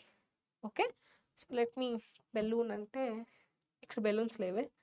ఓకే, సో మీరు ఒక బెలూన్ని తీసుకోండి. ఇప్పుడు బెలూన్ని తీసుకొని ఇలా ఊదారు అనుకోండి, అస్యూమ్ ఇది ఒక బెలూన్ అనుకోండి, ఇది ఒక బెలూన్ అంటే ఈ బెలూన్ని ఇలా ఊదినప్పుడు బెలూన్ ఆటోమేటిక్గా పెద్దదవుతుందా లేదా? ఎలా పెద్దదవుతుంది? మన నోట్ లోపల ఉండే positive pressure, balloon negative pressure. ఎప్పుడు గుర్తుపెట్టుకోండి. సో ప్రెషర్ గ్రేడియంట్ అంటారు కదా, higher pressure to lower pressure వెళ్ళాలి. The basic soul of the concept ఏంటంటే హయ్యర్ ప్రెషర్ నుంచి లోవర్ ప్రెషర్కి వెళ్ళాలి. సో అస్యూమ్ దట్ నేను సైడ్కి తిరిగాను, నేను అట్మాస్ఫియర్లో ఉండే ఎయిర్, గైస్ నెవర్ ఎప్పుడు కూడా ఆక్సిజన్ని తీసుకుంటున్నాను కార్బన్ డైఆక్సైడ్ వదిలేస్తున్నాను అని చెప్పొద్దు. ఎందుకు అంటే మనం ఎయిర్ని తీసుకుంటున్నాం, we are taking mixture of gases. కొంతమంది చాలా ఫార్మల్గా చెప్పేస్తారనమాట, we are taking oxygen and we are giving carbon dioxide. That is not the actual thing, we are taking mixture of gases. మీకు తెలుసా 70% మనం తీసుకునే గ్యాస్లో నైట్రోజనే ఉంటుంది. ఆక్సిజన్ కార్బన్ డైఆక్సైడ్ ఇవన్నీ పర్సంటేజెస్ తక్కువ ఉంటాయి compared to nitrogen. So assume that నేను ఈ అట్మాస్ఫియర్లో ఉండే ఎయిర్ని లోపలికి తీసుకోవాలి. సో తీసుకోవాలి అంటే ఏంటి, నేను ఈ బయట ఉండే అట్మాస్ఫియర్ని పాజిటివ్ ప్రెషర్గా క్రియేట్ చేయాలి, లంగ్స్ని నెగిటివ్ ప్రెషర్గా క్రియేట్ చేయాలి. సో ఇలా లంగ్స్ నేను నెగిటివ్ ప్రెషర్గా క్రియేట్ చేయాలి అంటే నా థొరాసిక్ క్యావిటీని నేను ఎక్స్పాండ్ చేయాలి. నా థొరాసిక్ క్యావిటీని ఎక్స్పాండ్ చేయాలంటే నాకు ఏం కావాలి, డయాఫ్రమ్ కావాలి. ఇప్పుడు నా డయాఫ్రమ్ ఇలా ఉంది. సో ఎప్పుడైతే నాకు డయాఫ్రమ్ ఇలా ఫ్లాటన్ అవుతుందో నా థొరాసిక్ క్యావిటీ పెరిగింది. నా థొరాసిక్ క్యావిటీ పెరగగానే ఆబ్వియస్లీ పాజిటివ్ ప్రెషర్ నుంచి నెగిటివ్ ప్రెషర్కి ఆటోమేటిక్గా గాలి వెళ్ళిపోద్ది కదా. That is what we call it as inspiration or inhalation of air. Same balloon concept కూడా అంతే. మీరు ఒక బెలూన్ తీసుకొని ఇలా సాగదీసి గాలి ఊతున్నారు అంటే మీ మౌత్లో ఉండే ప్రెషర్ పాజిటివ్ ప్రెషర్, బెలూన్లో ఉండేది నెగిటివ్ ప్రెషర్. సో ఆబ్వియస్లీ మీరు ఎప్పుడైతే బెలూన్ ఇలా సాగదీసి ఇలా ఊదడం స్టార్ట్ చేస్తారో పాజిటివ్ ప్రెషర్ నుంచి నెగిటివ్ ప్రెషర్కి గాలి వెళ్తుంది. సో వెళ్ళిపోయింది, ఎయిర్ వెళ్ళిపోయింది అండ్ డయాఫ్రమ్ డోమ్ షేప్ నుంచి ఫ్లాట్ అయిపోయింది, స్టెర్నమ్ ఎలివేట్ అయింది, రిప్స్ ఎలివేట్ అయిపోయాయి, మొత్తం థొరాసిక్ క్యావిటీ ఎక్స్పాండ్ అయిపోయింది. ఇండైరెక్ట్గా మనకి పల్మనరీ క్యావిటీ మీద కూడా ఇన్ఫ్లుయెన్స్ పడి లంగ్స్ కూడా ఇన్ఫ్లేట్ అయ్యాయి. ఇప్పుడు ఏంటి, ఎక్స్పిరేషన్ జరగాలి అంటే నా లంగ్స్లో నుంచి గాలి మళ్ళీ బయటికి వెళ్ళాలి. సేమ్ కాన్సెప్ట్, పాజిటివ్ ప్రెషర్ నుంచి నెగిటివ్ ప్రెషర్కి వెళ్ళాలి. ఇప్పుడు ఏంటి, నా లంగ్స్ లోపల పాజిటివ్ ప్రెషర్ ఉండాలి, బయట అంతా నెగిటివ్ ప్రెషర్ ఉండాలి. సో ఇప్పుడు అప్పుడైతే ఏం చేయాలి, కంప్రెషన్ జరగాలి. ఇప్పుడు నేను బెలూన్లో గాలి ఊదేశాను, ఇప్పుడు బెలూన్లో ఊదిన గాలి బయటికి తీయాలి. ఎలా తీస్తాం, మనం ఏం చేస్తాం, బెలూన్ని ఇలా ప్రెస్ చేస్తామా లేదా, we will compress the balloon or not. So that will be happening here. మనం బెలూన్ని కంప్రెస్ చేయాలి. సేమ్ అలానే మన లంగ్స్ని కూడా కంప్రెస్ చేయాలి. మన లంగ్స్ని కంప్రెస్ చేయాలంటే థొరాసిక్ వాల్యూమ్స్ని తగ్గించాలా లేదా, we have to decrease the thoracic volumes or not. ఆ థొరాసిక్ వాల్యూమ్స్ని వాటిని తగ్గిస్తే ఆబ్వియస్లీ లంగ్స్ అనేది ప్రెస్ అయ్యి లోపల పాజిటివ్ ప్రెషర్ క్రియేట్ అయ్యి బయట ఉండే నెగటివ్ ప్రెషర్ లోపలికి గాలి బయటికి వచ్చేస్తుంది. ఇదే మెకానిజం ఆఫ్ బ్రీతింగ్. నేను చెప్పిన ఇప్పుడు కాన్సెప్ట్ అంతా రిటర్న్ దాంట్లో ఉంటుంది చూడండి ఇప్పుడు. సో బ్రీతింగ్ అనేది యాక్చువల్గా ఎన్ని స్టేజెస్లో ఉంటుంది మనకి, breathing involves 2 stages. So inspiration during which atmospheric air is drawn in. ఇన్స్పిరేషన్లో ఏం జరుగుతుంది, అట్మాస్ఫెరిక్ ఎయిర్ లోపలికి వస్తుంది, ఎక్స్పిరేషన్లో అట్మాస్ఫెరిక్ ఎయిర్ బయటికి వెళ్తుంది. So and next movement of air in and out of the lungs. So గాలి లోపలికి రావాలన్నా బయటికి వెళ్ళాలన్నా ప్రెషర్ గ్రేడియంట్ అనేది చాలా ఇంపార్టెంట్. లంగ్స్కి అట్మాస్ఫెరిక్కి మధ్యలో ప్రెషర్ గ్రేడియంట్ అనేది చాలా ఇంపార్టెంట్ గైస్. ప్రెషర్ గ్రేడియంట్ అంటే ప్రెషర్ డిఫరెన్స్. సో ఇన్స్పిరేషన్ అనేది ఎప్పుడు జరుగుతుంది అంటే occurs in the pressure with the lungs. Intra pulmonary pressure, ఎప్పుడైతే intra pulmonary pressure less than the atmospheric pressure అవుతుందో, అంటే ఇన్సైడ్ ద లంగ్స్ ఉండే ప్రెషర్ ఏమంటాం మనం, ఇంట్రా పల్మనరీ ప్రెషర్ అంటాం. అవుట్ సైడ్ ద అట్మాస్ఫియర్తో కంపేర్ చేసుకుంటే మన లంగ్స్ లోపల ప్రెషర్ ఎప్పుడైతే తగ్గుతుందో అంటే నెగిటివ్ అవుతుందో అప్పుడు ఆటోమేటిక్గా ఎయిర్ అనేది అట్మాస్ఫియర్లో నుంచి మన లంగ్స్లోకి వచ్చేస్తుంది. Okay, so intrapulmonary pressure is less than the atmospheric pressure. There is a negative pressure in the lungs with respect to pulmonary atmospheric pressure. Similarly, expiration ఎలా టేక్స్ ప్లేస్ అవుద్ది, ఇంట్రాపల్మనరీ ప్రెషర్ ఎక్కువ ఉండాలి అవుట్ సైడ్ ద అట్మాస్ఫియర్తో compare చేసుకుంటే, అప్పుడే expiration జరుగుతుంది ఉంది అంటే గాలి అనేది లంగ్స్లో నుంచి బయటికి వెళ్తుంది. సో డయాఫ్రమ్ అనేది ఒక స్పెషలైజ్డ్ మసిల్స్ అన్నమాట. External, internal, intercostal muscles. Guys గుర్తుపెట్టుకోండి, ఇంటర్కోస్టల్ మసిల్స్ అంటే బిట్వీన్ ద రిప్స్ ఉండే మసిల్స్. బిట్వీన్ ద రిప్స్ బయటకు ఉండే మసిల్స్ని ఎక్స్టర్నల్ ఇంటర్కోస్టల్ మసిల్స్ అంటారు, లోపలికి ఉండే మసిల్స్ని ఇంటర్నల్ ఇంటర్కోస్టల్ మసిల్స్ అంటారు. So inspiration is initiated by contraction of diaphragm with increase in the volume of thoracic chamber. So ఎప్పుడైతే inspiration అప్పుడు diaphragm contract అవుతుందో యాంట్రోపోస్టీరియర్ పెరుగుద్ది అనమాట. సో యూజువల్గా డయాఫ్రమ్ ఇలా ఉండే డయాఫ్రమ్ ఇలా ఫ్లాట్ అయితే మనకి పైకి కిందకి ఇలా పెరుగుద్ది, పైకి కిందకి పెరుగుద్ది. రిప్స్ ఎలివేట్ అయినప్పుడు డార్సల్గా వెంట్రల్గా పెరుగుద్ది. మీకు అర్థమైందా? రిప్స్ ఎలివేట్ అయినప్పుడు డార్సల్గా వెంట్రల్గా పెరుగుద్ది. అదే డయాఫ్రమ్ ఫ్లాట్ అయినప్పుడు కింద పైకి పెరుగుద్ది. యూజువల్గా మనకి ఒక థొరాసిక్ కెపాసిటీ పెరగాలంటే ఇలా పెరగాలి, ఇలా పెరగాలి, ఇలా 2 డైరెక్షన్స్లో పెరగాలి కదా. ఇలా యాంట్రోపోస్టీరియర్గా పెరగాలి అంటే డయాఫ్రమ్ రీజన్. సో అలానే డార్సో వెంట్రల్గా పెరగాలంటే ribs are the reason. Okay, ribs and sternum are the reason. అదే ఇచ్చుంటారు చూడండి.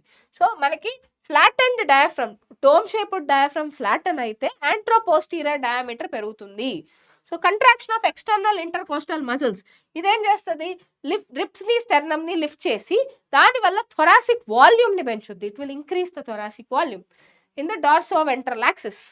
సో డార్సో వెంట్రల్ యాక్సిస్ పెరగాలంటే ఇంటర్కోస్టల్ మజిల్స్ అలానే స్టెర్నమ్ ఎలివేట్ అవ్వాలి. సో అంటే రిప్స్ స్టెర్నమ్ ఎలివేట్ అవ్వాలి. ఎలివేట్ అయితే డార్సో వెంట్రల్ యాక్సిస్ పెరుగుతుంది. అలాగే యాంట్రోపోస్టీరియర్ యాక్సిస్ పెరగాలి అనుకోండి. యాంట్రోపోస్టీరియర్ యాక్సిస్ పెరగాలి అంటే మనకి diaphragm, dome shaped diaphragm flatten అవ్వాలి. డార్సో వెంట్రల్ డయామీటర్ పెరగాలి అంటే రిప్స్ స్టెర్నమ్ ఎలివేట్ అవ్వాలి. ఓవరాల్ దీన్ని బట్టి థొరాసిక్ వాల్యూమ్ పెరుగుతుంది.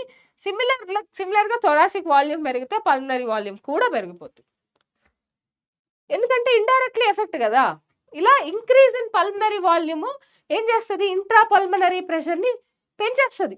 So intra pulmonary, so increase in pulmonary volume excuse me, decrease in intra pulmonary. ఇంకా మనం ఇన్స్పిరేషన్లోనే ఉన్నాం. ఇలా లోపల వాల్యూమ్ పెరిగితే లోపల ఉండే ప్రెషర్ తగ్గుద్ది. లోపల ఎప్పుడైతే ఇవన్నీ చేయడం వల్ల లోపల వాల్యూమ్ పెరిగితే ప్రెషర్ పడిపోద్ది, ఇంట్రా పల్మనరీ ప్రెషర్ పడిపోద్ది. See here. So and less than the atmospheric pressure which forces the air from outside to move inside the lungs. దాన్నే మనం ఇన్స్పిరేషన్ అంటాము. ఇదిగోండి ఇక్కడ డయాగ్రామ్ ఇచ్చినారు చూడండి. సో యూజువల్గా సో ఇప్పుడు డయాఫ్రమ్ ఉంది. డయాఫ్రమ్ మనకి ఇలా డోమ్ షేప్లో ఉండేది ఫ్లాటన్ అయింది కాబట్టి మనకి యాంట్రోపోస్టీరియర్ డయామీటర్ పెరిగింది. రిప్స్ స్టెర్నమ్ ఎలివేట్ అయితే డార్సో వెంట్రల్ డయామీటర్ పెరిగింది. ఇలా మొత్తం ఓవరాల్ థొరాసిక్ వాల్యూమ్ పెరిగితే లోపల ఉండే ప్రెషర్ పడిపోయింది. అట్మాస్ఫెరిక్ ప్రెషర్తో కంపేర్ చేసుకుంటే లోపల ఉండే ప్రెషర్ పడిపోయింది. This is otherwise we call it as inspiration. ఆటోమేటిక్గా ఎయిర్ అనేది బయట నుంచి లోపలికి వచ్చేస్తుంది. దీన్ని మనం ఏమంటాం? What we call this thing as inspiration. Coming to the next. So expiration అంటే రివర్స్. సో ఎప్పుడైతే ఎయిర్ మొత్తం లంగ్స్లో ఫిల్ అవుతుందో అప్పుడు మనకి డిఫ్యూజన్ ఆఫ్ గ్యాసెస్ జరుగుతాయి. ఇది జరిగిన తర్వాత లోపల ఇంట్రా పల్మనరీ ప్రెషర్ పెరుగుతుంది comparative with the atmospheric pressure. So అప్పుడు ఏమవుతుంది? Elastic recoiling of the lungs back to normal takes place అవ్వడం వల్ల ఎయిర్ అనేది లంగ్స్లో నుంచి బయట అట్మాస్ఫెరిక్కి పుష్ అవుతుంది. See, relaxation of diaphragm and intercostal muscles retain the diaphragm and sternum back to the normal position. దీని వల్ల ఇంట్రాపల్మనరీ ప్రెషర్ పెరుగుతుంది. This reduces the thoracic volume, thereby the pulmonary volume పడిపోద్ది. సో దీనివల్ల ఏమవుద్ది? Intrapulmonary pressure పెరుగుతుంది slightly above the atmospheric pressure, causing the expulsion of air back to the atmosphere. Okay, next we have the ability to increase the strength of inspiration and expression. Yes, మన thoracic మజిల్స్ని కానీ గట్టిగా strengthen చేస్తే మనకి inspiration expression capacity ఇంకా పెరుగుద్ది. So with the help of additional muscles. So on an average ఒక human 12 to 16 times per minute breathe చేస్తారు. On an average ఒక హ్యూమన్ బీయింగ్కి ఎన్నిసార్లు? 12 to 16 breaths per minute. యూజువల్గా మనం ఎప్పుడు ఏమనుకుంటామంటే only doctor heartbeat, blood pressure అవి మాత్రమే క్యాలిక్యులేట్ చేస్తున్నారు అని అనుకుంటారు కదా. కాదు, మనకి చెప్పకుండా వాళ్ళు మన బ్రీతింగ్ని కూడా క్యాలిక్యులేట్ చేస్తారు. కానీ మనకి చెప్పరు ఆ సంగతి వాళ్ళు. మనం చెప్తే కాన్షియస్ అయిపోతాం. ఇప్పుడు మీరు మామూలుగా మీరు గాలి పీల్చుకోండి, గాలి వదలండి అంటే ఎక్కువ కాన్షియస్ అయిపోయి ఎక్కువ సార్లు లేదా తక్కువ సార్లు చేస్తాం. అదే మనకేం చెప్పకుండా ఉంటే మన నార్మల్ బ్రీతింగ్ ఏంటో చెప్తారు వాళ్ళు. అంటే వాళ్ళు ఈ బ్లడ్ ప్రెషర్, హార్ట్ రేట్ ఇవి తీసుకునేటప్పుడే మనల్ని సైడ్కి కూర్చోమంటారు. సైడ్కి కూర్చోమని స్టెథోస్కోప్ పెట్టో లేకపోతే సైడ్ నుంచి అబ్జర్వ్ చేస్తూనే వాళ్ళకి తెలిసిపోతుంది. అంతెందుకు, ఇప్పుడు నేను సైడ్కున్నాను ఎక్స్క్యూజ్ అంటే నాకు తెలిసిపోతుందా లేదా, అంటే నాకు కొంచెం బ్రీతింగ్ ప్రాబ్లం ఉంది అన్న విషయం తెలిసిపోతుంది. సో అలానే డాక్టర్స్ కూడా చెప్పేయగలరు with all their experience and all. And now so The volume of air involved in breathing movements can be estimated by using spirometer. Volumes ని ఎలా క్యాలిక్యులేట్ చేస్తారు అంటే స్పైరోమీటర్ తో క్యాలిక్యులేట్ చేస్తారు. ఓకే, సో పల్మనరీ ఫంక్షన్స్ ని assessment చేయాలి అంటే spirometer అనేది ఒక డివైస్. ఆ డివైస్ తోటి మన వాల్యూమ్స్ ఎంత, దాన్ని బట్టి కెపాసిటీస్ క్యాలిక్యులేట్ చేస్తారు. So let's talk about respiratory volumes and capacities. ఇది చాలా ఇంపార్టెంట్ 4 మార్క్స్ క్వశ్చన్ ఇది. Respiratory volumes and capacity. See, tidal volume, the amount of air that is been inspired and expired. The amount of air, the volume of air inspired or expired during normal respiration, 500 ml. మనం 500 ml air ని లోపలికి తీసుకుంటున్నాం, 500 ml of air ని బయటకు వదులుతాం, which is called tidal volume. అంతే, just 500 ml air inspire చేసుకుంటాం, 500 ml air expire చేసుకుంటాం during resting. ఇప్పుడు మీరు ఏం చేయట్లేదు, పరిగెత్తట్లేదు అండ్ ఎటువంటి ఫిజికల్ యాక్టివిటీ పెద్దగా ఏం చేయట్లేదు, మీరు రెస్టింగ్గా కూర్చోన్నారు అంటే ఎంత వాల్యూమ్ ఆఫ్ ఎయిర్ లోపలికి వెళ్తుంది అంటే 500 ml వెళ్తుంది. Next inspiratory reserve volume. Inspiratory reserve వాల్యూమ్కి వచ్చేసరికి ఈ టైడల్ వాల్యూమ్ కాకుండా ఫోర్స్ఫుల్గా ఎంత ఎయిర్ని మనం లోపలికి తీసుకోగలము, అది inspiratory reserve volume. So guys, ఇలా మనం 500 ml టైడల్ వాల్యూమ్ గురించి మాట్లాడుకున్నాం కదా, వాటిని క్యాలిక్యులేట్ చేస్తే పర్ మినిట్ మనం ఎంత గాలిని లోపలికి తీసుకుంటున్నట్టు చెప్పండి. సో పర్ మినిట్ మనం literally we are taking 6 litres to 8 litres per minute.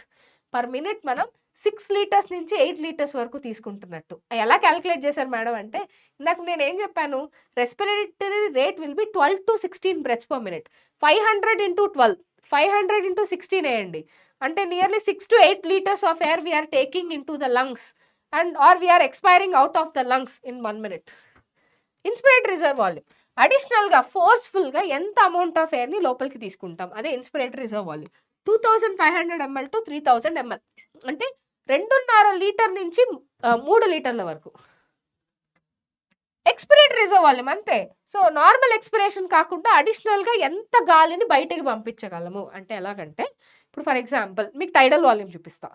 నార్మల్గా ఇప్పుడు నేను మాట్లాడుతున్నప్పుడు కూడా ఎంత గాలి తీసుకుంటున్నానో అది టైడల్ వాల్యూమ్. ఇన్స్పిరేటరీ రిజర్వ్ వాల్యూమ్ అంటే ఏంటంటే, ఇది inspiratory reserve volume. Expiratory reserve volume అంటే ఏంటంటే, డెమో చూపిస్తున్నాను. మన అబ్డామినల్స్ ఎక్కువ పనిచేస్తాయి. ఇది ఎంత మనం బయటకు వదులుతున్నాం అంటే 1 లీటర్ నుంచి 1.1 లీటర్ వరకు, 1 లీటర్ టు 1.1 లీటర్ వరకు మనం ఫోర్స్ఫుల్గా నార్మల్ ఎక్స్పిరేషన్ కాకుండా మనం బయటకు వదిలే గాలిది.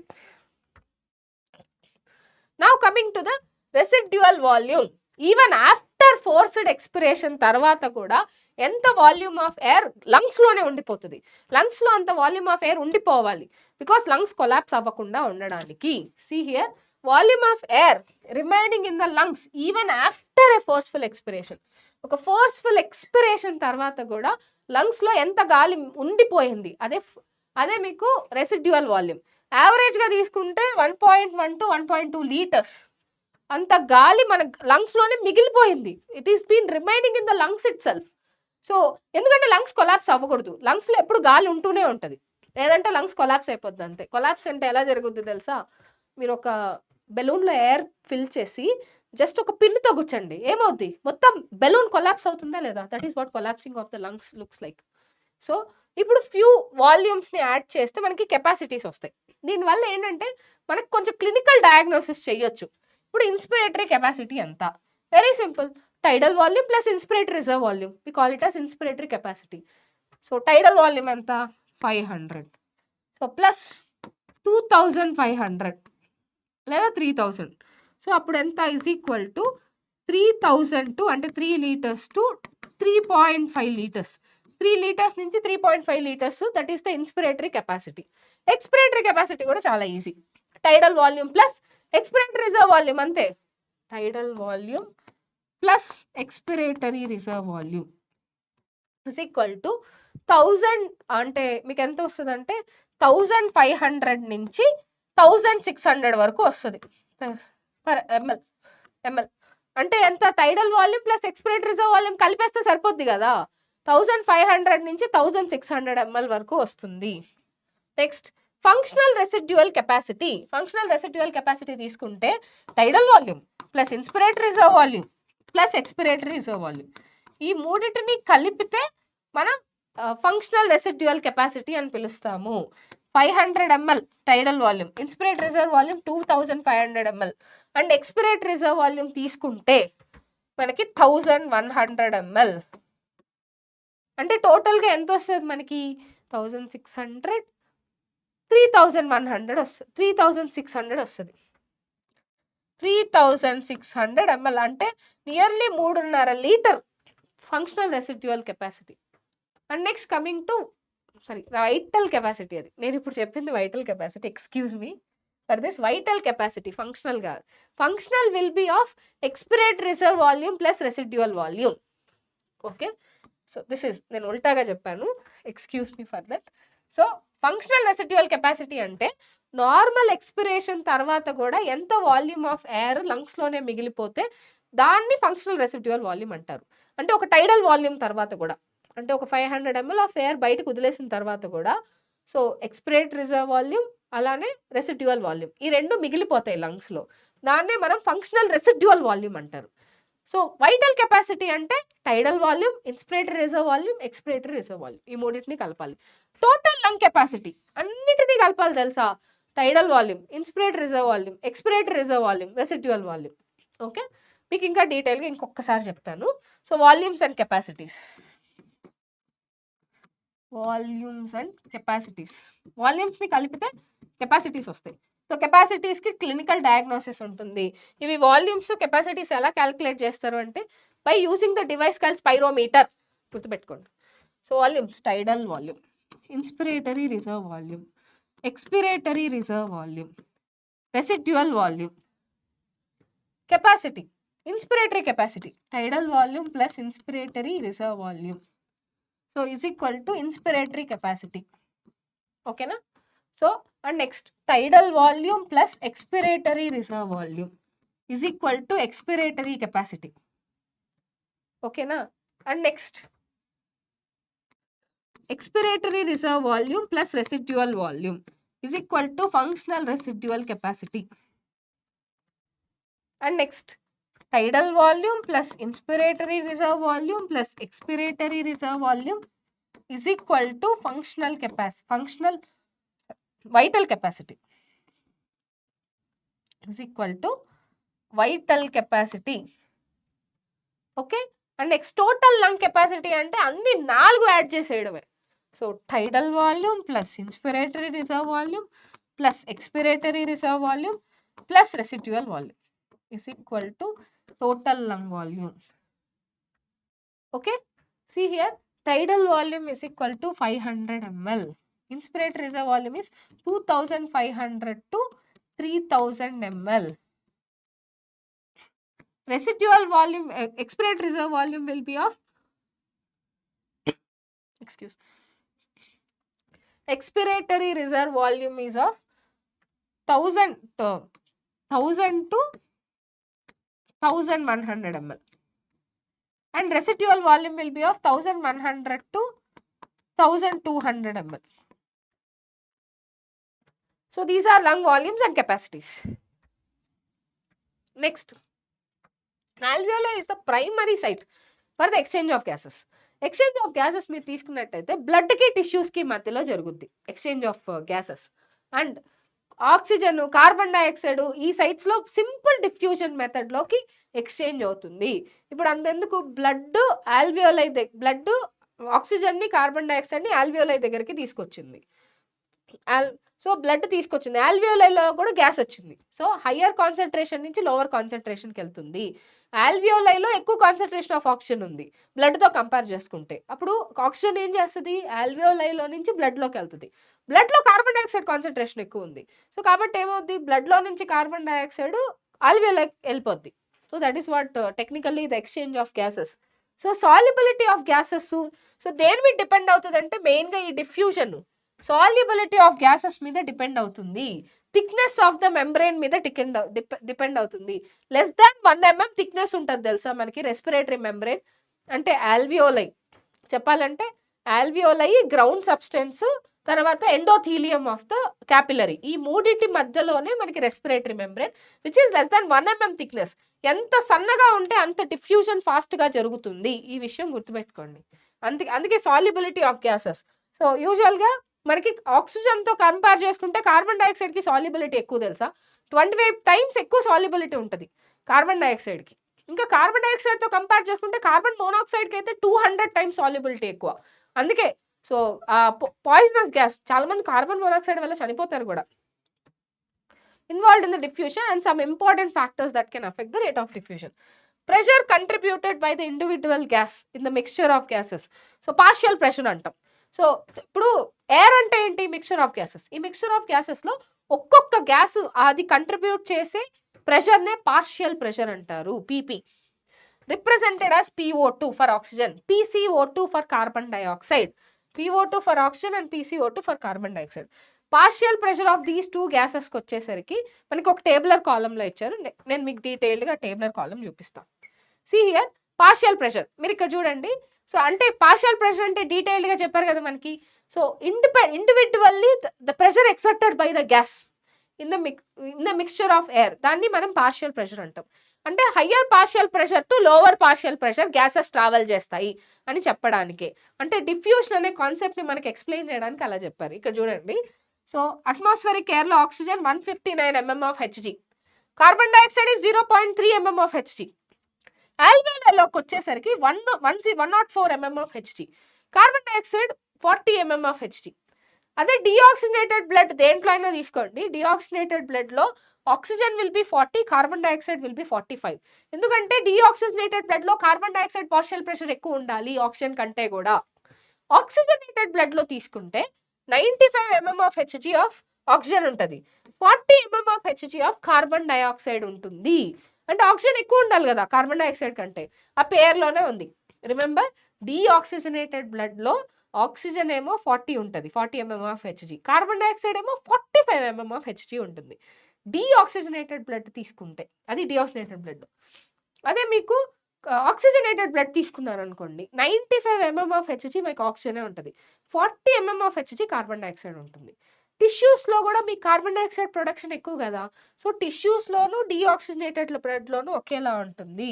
టిష్యూలోనూ మనకి 40 mm of Hg of oxygen, రెండిట్లోనూ డిఆక్సిజనేటెడ్ బ్లడ్లోను రెండిట్లోనూ సేమ్ ఉంటుంది చూడండి.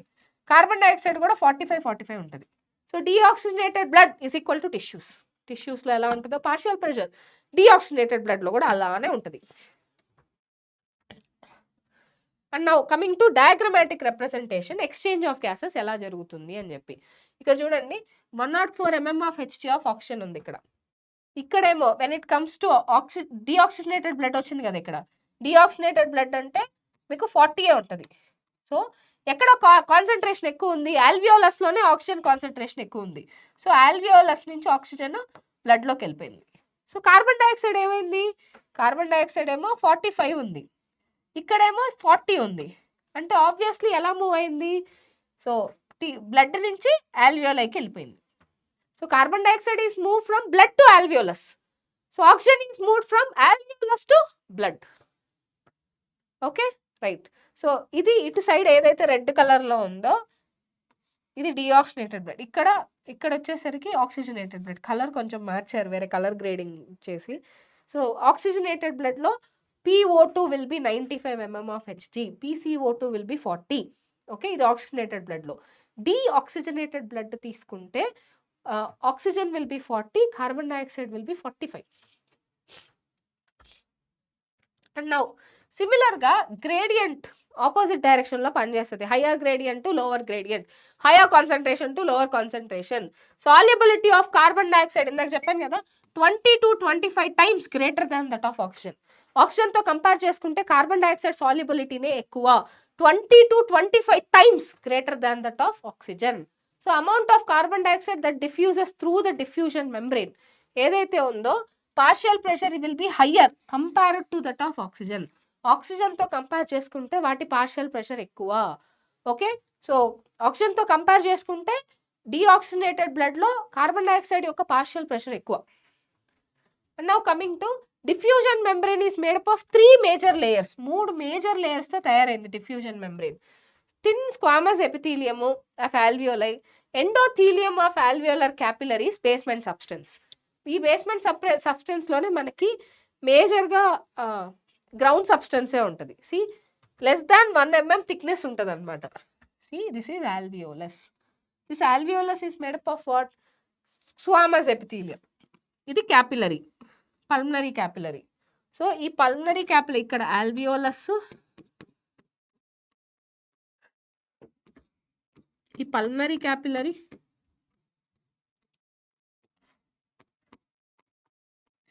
ఆల్వియోలస్, పల్మనరీ క్యాపిలరీ, మధ్యలో ground substance. These are the 3 layer thickness. ఇది ఈ రెస్పిరేటరీ మెంబ్రెయిన్ లేదా దీన్ని డిఫ్యూజన్ మెంబ్రెయిన్ అని కూడా అంటారు. ఇది 1 mm థిక్నెస్తో ఉంటుంది, అంటే లెస్ దాన్ 1 mm థిక్నెస్తో ఉంటుంది. 1 mm కంటే తక్కువ థిక్నెస్ ఉంటుంది, అప్పుడే మనకి డిఫ్యూజన్ ప్రాపర్గా జరుగుతుంది. So total thickness is much less than 1 mm. ఇందాక చెప్పాను కదా, టోటల్ థిక్నెస్ 1 mm కంటే తక్కువ ఉంటుంది. See alveolar membrane is also squamous epithelium. Okay, simple squamous epithelium, and endothelium is also simple squamous epithelium. So therefore all the factors in our body are favorable for diffusion of oxygen from alveoli to tissues, and that of carbon dioxide from tissues to alveoli. Now coming to transport of gases. Gases ఎలా transport అవుతాయి? So సపరేట్గా చదవాలి.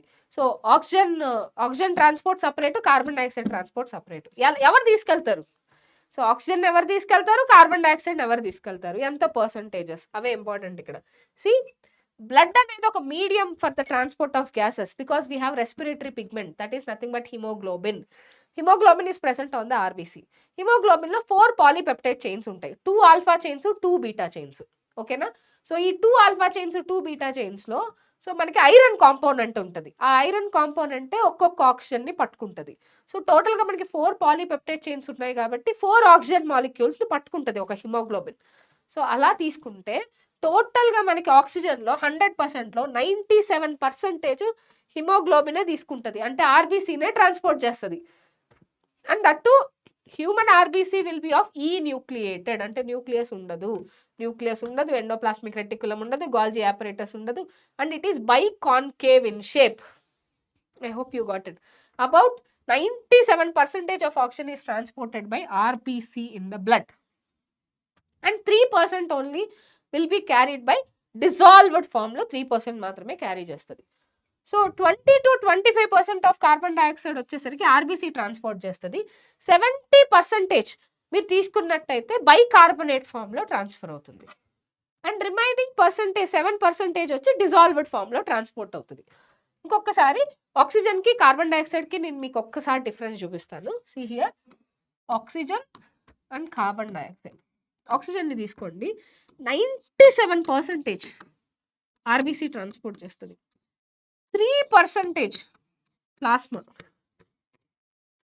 Okay, carbon డైఆక్సైడ్ని తీసుకుంటే 70% bicarbonate ఫామ్లో వెళ్తుంది. Okay, 20 to 25% మీకు RBC express చేస్తుంది, RBC తీస్తుంది, అండ్ రిమైనింగ్ ఒక 7% మాత్రం ప్లాస్మాలో డిజాల్వ్ అవుతుంది. Dissolved in plasma, dissolved in plasma. Got it? Right. I hope me clarity వచ్చింది అనుకుంటా. And now next, first oxygen transport ఎలా జరుగుతుందో చూద్దాం. సో హిమోగ్లోబిన్ అనేది ఒక red colour respiratory pigment RBC మీద ఉంటుంది, అండ్ ఆక్సిజన్ అనేది ఆ హిమోగ్లోబిన్కే బైండ్ అవుతుంది అనమాట, రివర్సిబుల్ మేనర్లో. సో ఓకే, అర్థమైందా? సో ఆక్సిజన్ ఎప్పుడైతే హిమోగ్లోబిన్కి బౌండ్ అవుతుందో అప్పుడు ఆ హిమోగ్లోబిన్ని ఆక్సీ హిమోగ్లోబిన్ అని పిలుస్తాం. కార్బన్ డైఆక్సైడ్ ఎప్పుడైతే హిమోగ్లోబిన్కి బైండ్ అవుతుందో అది కార్బమినో హిమోగ్లోబిన్ అంటాం. సో ఒక్కొక్క హిమోగ్లోబిన్ మాలిక్యూల్ 4 మాలిక్యూల్స్ ఆఫ్ ఆక్సిజన్ని తీసుకుంటుంది. నేను మీకు చెప్పాను కదా ఎందుకు 4 మాలిక్యూల్స్ ఆఫ్ ఆక్సిజన్ని తీసుకుంటుంది అంటే 2 ఆల్ఫా 2 బీటా పాలీపెప్టైడ్ చైన్స్ ఉన్నాయి. ఒక్కొక్క పాలీపెప్టైడ్ చైన్లో ఒక్కొక్క ఐరన్ మాలిక్యూల్ ఉంటుంది.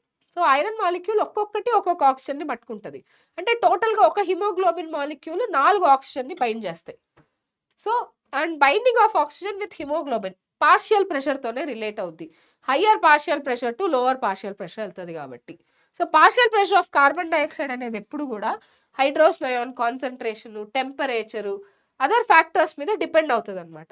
సో ఇప్పుడు వీటి గురించే మాట్లాడుకుందాం, సాచురేషన్ పాయింట్ గురించి. సో ఒక సిగ్మాయిడ్ కర్వ్ తీసుకుంటే percentage of saturation of haemoglobin with oxygen is plotted against it. So ఇక్కడ మనకు ఒక గ్రాఫ్ ఉంటుంది, ఆక్సిజన్ డిసోసియేషన్ కర్వ్ అని చెప్పి. సో ఈ కర్వ్నే మనం ఏమంటామంటే ఆక్సిజన్ డిసోసియేషన్ కర్వ్ అంటారు. అండ్ ఇది చాలా ఇంపార్టెంట్ కర్వ్ తెలుసా, ఎందుకంటే ఒక ఆక్సిజన్ ఒక హిమోగ్లోబిన్కి బైండ్ అవ్వాలంటే hydrogen ion concentration, PCO2, temperature, ఈ ఫ్యాక్టర్స్ అన్నీ చాలా ఇంపార్టెంట్ అనమాట. సో ఆల్వియోలైలో తీసుకుంటే మనకి హై PO2, లో PCO2, హై PO2 ఉందంటే ఆబ్వియస్లీ లో ప్రోటాన్ కాన్సన్ట్రేషన్ ఉంటుంది, లో టెంపరేచర్ ఉంటుంది. ఈ ఫ్యాక్టర్స్ అన్నీ ఆక్సీ హిమోగ్లోబిన్ ఫామ్ అవ్వడానికి ఒక ఇంపార్టెంట్ ఫ్యాక్టర్స్ అనమాట. సో కమింగ్ టు హియర్, టిష్యూస్లో తీసుకుంటే low PO2, high PCO2, high temperature, high proton ion concentration ఉంటుంది. So higher temperatures. So conditions are favourable for dissociation of oxyhaemoglobin. మీకు ఒకసారి నేను మళ్ళీ చూపిస్తాను చూడండి. సో ఇక్కడ మీరు జాగ్రత్తగా చూడండి, ఒక O2 బైండ్ అవ్వాలి అంటే హిమోగ్లోబిన్ తోటి O2 బైండ్ అవ్వాలి అంటే మనకి ఫేవరబుల్ ఫ్యాక్టర్స్ ఏంటి అంటే హై PO2, లో PCO2, ఓకే, హై pH అంటే ఆల్కలైనిటీ ఉండాలి, ఆల్కలైన్గా ఉండాలి, అండ్ లో H+ కాన్సన్ట్రేషన్ ఉండాలి, లో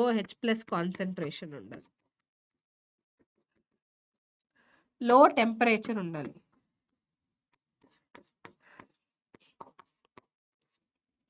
got it? So oxygen binding to హిమోగ్లోబిన్కి వచ్చేసరికి హై PO2 ఉండాలి, లో PCO2 ఉండాలి, హై pH అంటే ఆల్కలైన్ అయి ఉండాలి. సో హై ప్రోటాన్ కాన్సన్ట్రేషన్ తక్కువ ఉండాలి, ప్రోటాన్ కాన్సన్ట్రేషన్ తక్కువ ఉంటేనే కదా pH పెరుగుద్ది, అండ్ లో టెంపరేచర్ ఉండాలి. ఇది ఆక్సిజన్ బైండింగ్కి, ఆక్సిజన్ సాచురేషన్కి. ఆక్సిజన్ డిసోసియేషన్కి వచ్చేసాం అనుకోండి, ఆక్సిజన్ డిసోసియేషన్కి వస్తే మీకు ఉల్టా వచ్చేస్తుంది, లో PO2, హై PCO2, లో pH అంటే అసిడిక్గా ఉండాలి, లో pH అంటే acidic, high H+ ion concentration,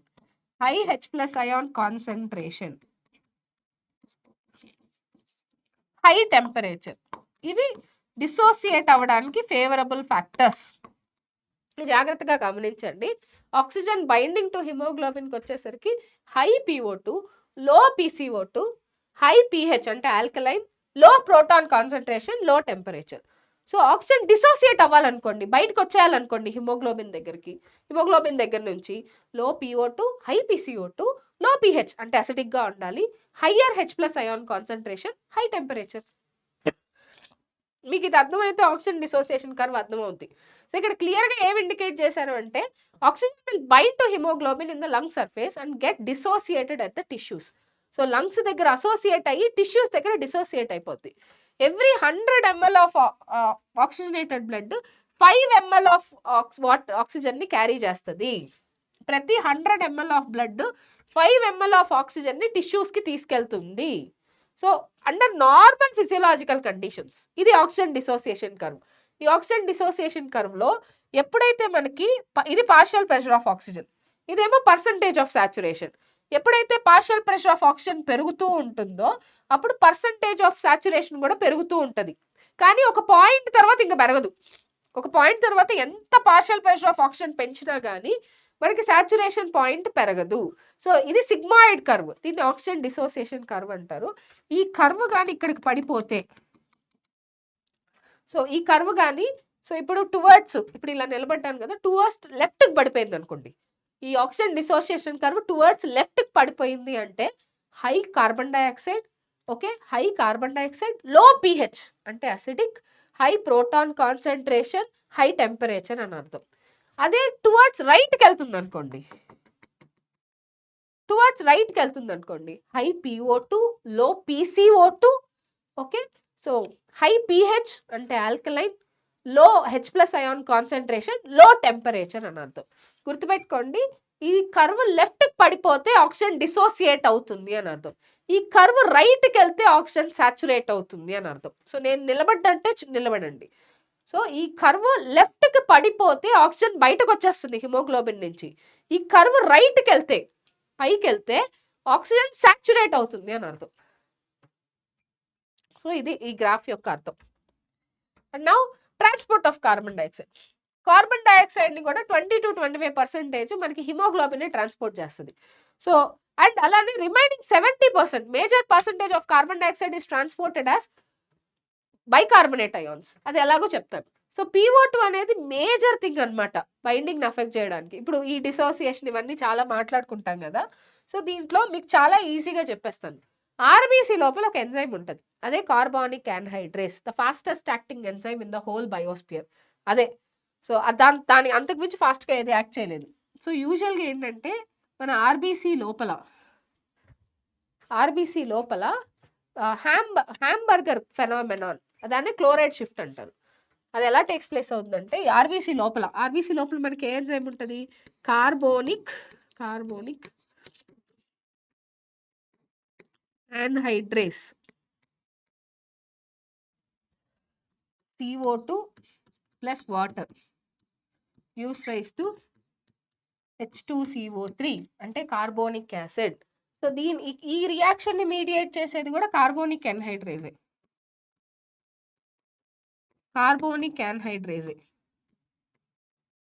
okay, so ఇప్పుడు బైకార్బోనేట్ అయాన్స్ ఏమవుతాయి, మళ్ళీ ప్రోటాన్స్, అలానే ఈ కార్బోనిక్ యాసిడ్ ఏమవుద్ది, ప్రోటాన్స్ బైకార్బోనేట్ గా స్ప్లిట్ అవుతుంది. సో దీనివల్ల ఈ మొత్తం రియాక్షన్ ఆర్బీసీ లోపలే టేక్స్ ప్లేస్ అవుతుంది. ఈ మొత్తం రియాక్షన్ ఎక్కువ percentage of carbonic anhydrase RBC లోపలే ఉంటుంది, తక్కువ పర్సెంటేజ్ ప్లాస్మాలో ఉంటుంది. సో ఇప్పుడు లోపల ఏమైపోతుంది, ప్రోటాన్ కాన్సన్ట్రేషన్ పెరిగిపోతుంది, అసిడిక్ గా మారిపోతుంది. సో దీన్ని కౌంటర్ బ్యాలెన్స్ చేయడానికి క్లోరైడ్ అయాన్స్ ప్లాస్మాలో నుంచి లోపలికి వస్తాయి. సో ఇప్పుడు ప్రోటాన్స్ బయటకు వెళ్తాయి, క్లోరైడ్ అయాన్స్ లోపలికి వస్తాయి. దీన్నే హ్యాంబర్గర్ షిఫ్ట్ అంటారు.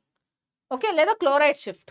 సో ఇది ఏదైతే ఉందో ఈ మొత్తం రియాక్షన్, దీనివల్లే మనకి 70% of the carbon dioxide bicarbonate ions గానే ట్రాన్స్పోర్ట్ అవుతాయి. So carbon dioxide is carried by haemoglobin as carbamino haemoglobin. So guys, carboxy haemoglobin వేరు, కార్బమినో హిమోగ్లోబిన్ వేరు. చాలా మంది ఒకటే అనుకుంటారు. కార్బమినో హిమోగ్లోబిన్ అంటే carbon dioxide plus haemoglobin, carboxy haemoglobin అంటే కార్బన్ మోనాక్సైడ్ ప్లస్ హిమోగ్లోబిన్. ఆ రెండు different. So and PO2 major would be affect the binding. So మనకి కార్బన్ డైఆక్సైడ్ బైండ్ అవ్వాలి అంటే, ఒక కార్బన్ డైఆక్సైడ్ హిమోగ్లోబిన్తో బైండ్ అవ్వాలి అంటే లో PO2 ఉండాలి, అంటే లో ఆక్సిజన్ కాన్సన్ట్రేషన్ ఉండాలి. So low oxygen concentration, low pH అంటే అసిడిక్గా ఉండాలి, higher proton concentration, higher temperature, ఇవన్నీ ఉంటేనే కార్బన్ డైఆక్సైడ్ బైండ్ అవుతుంది. ఓకే,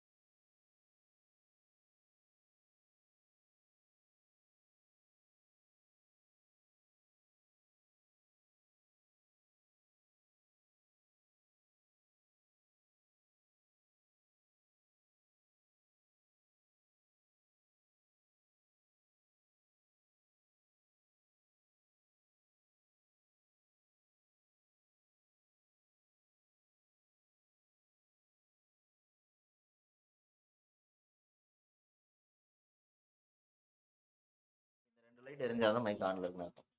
ரொம்ப நன்றி.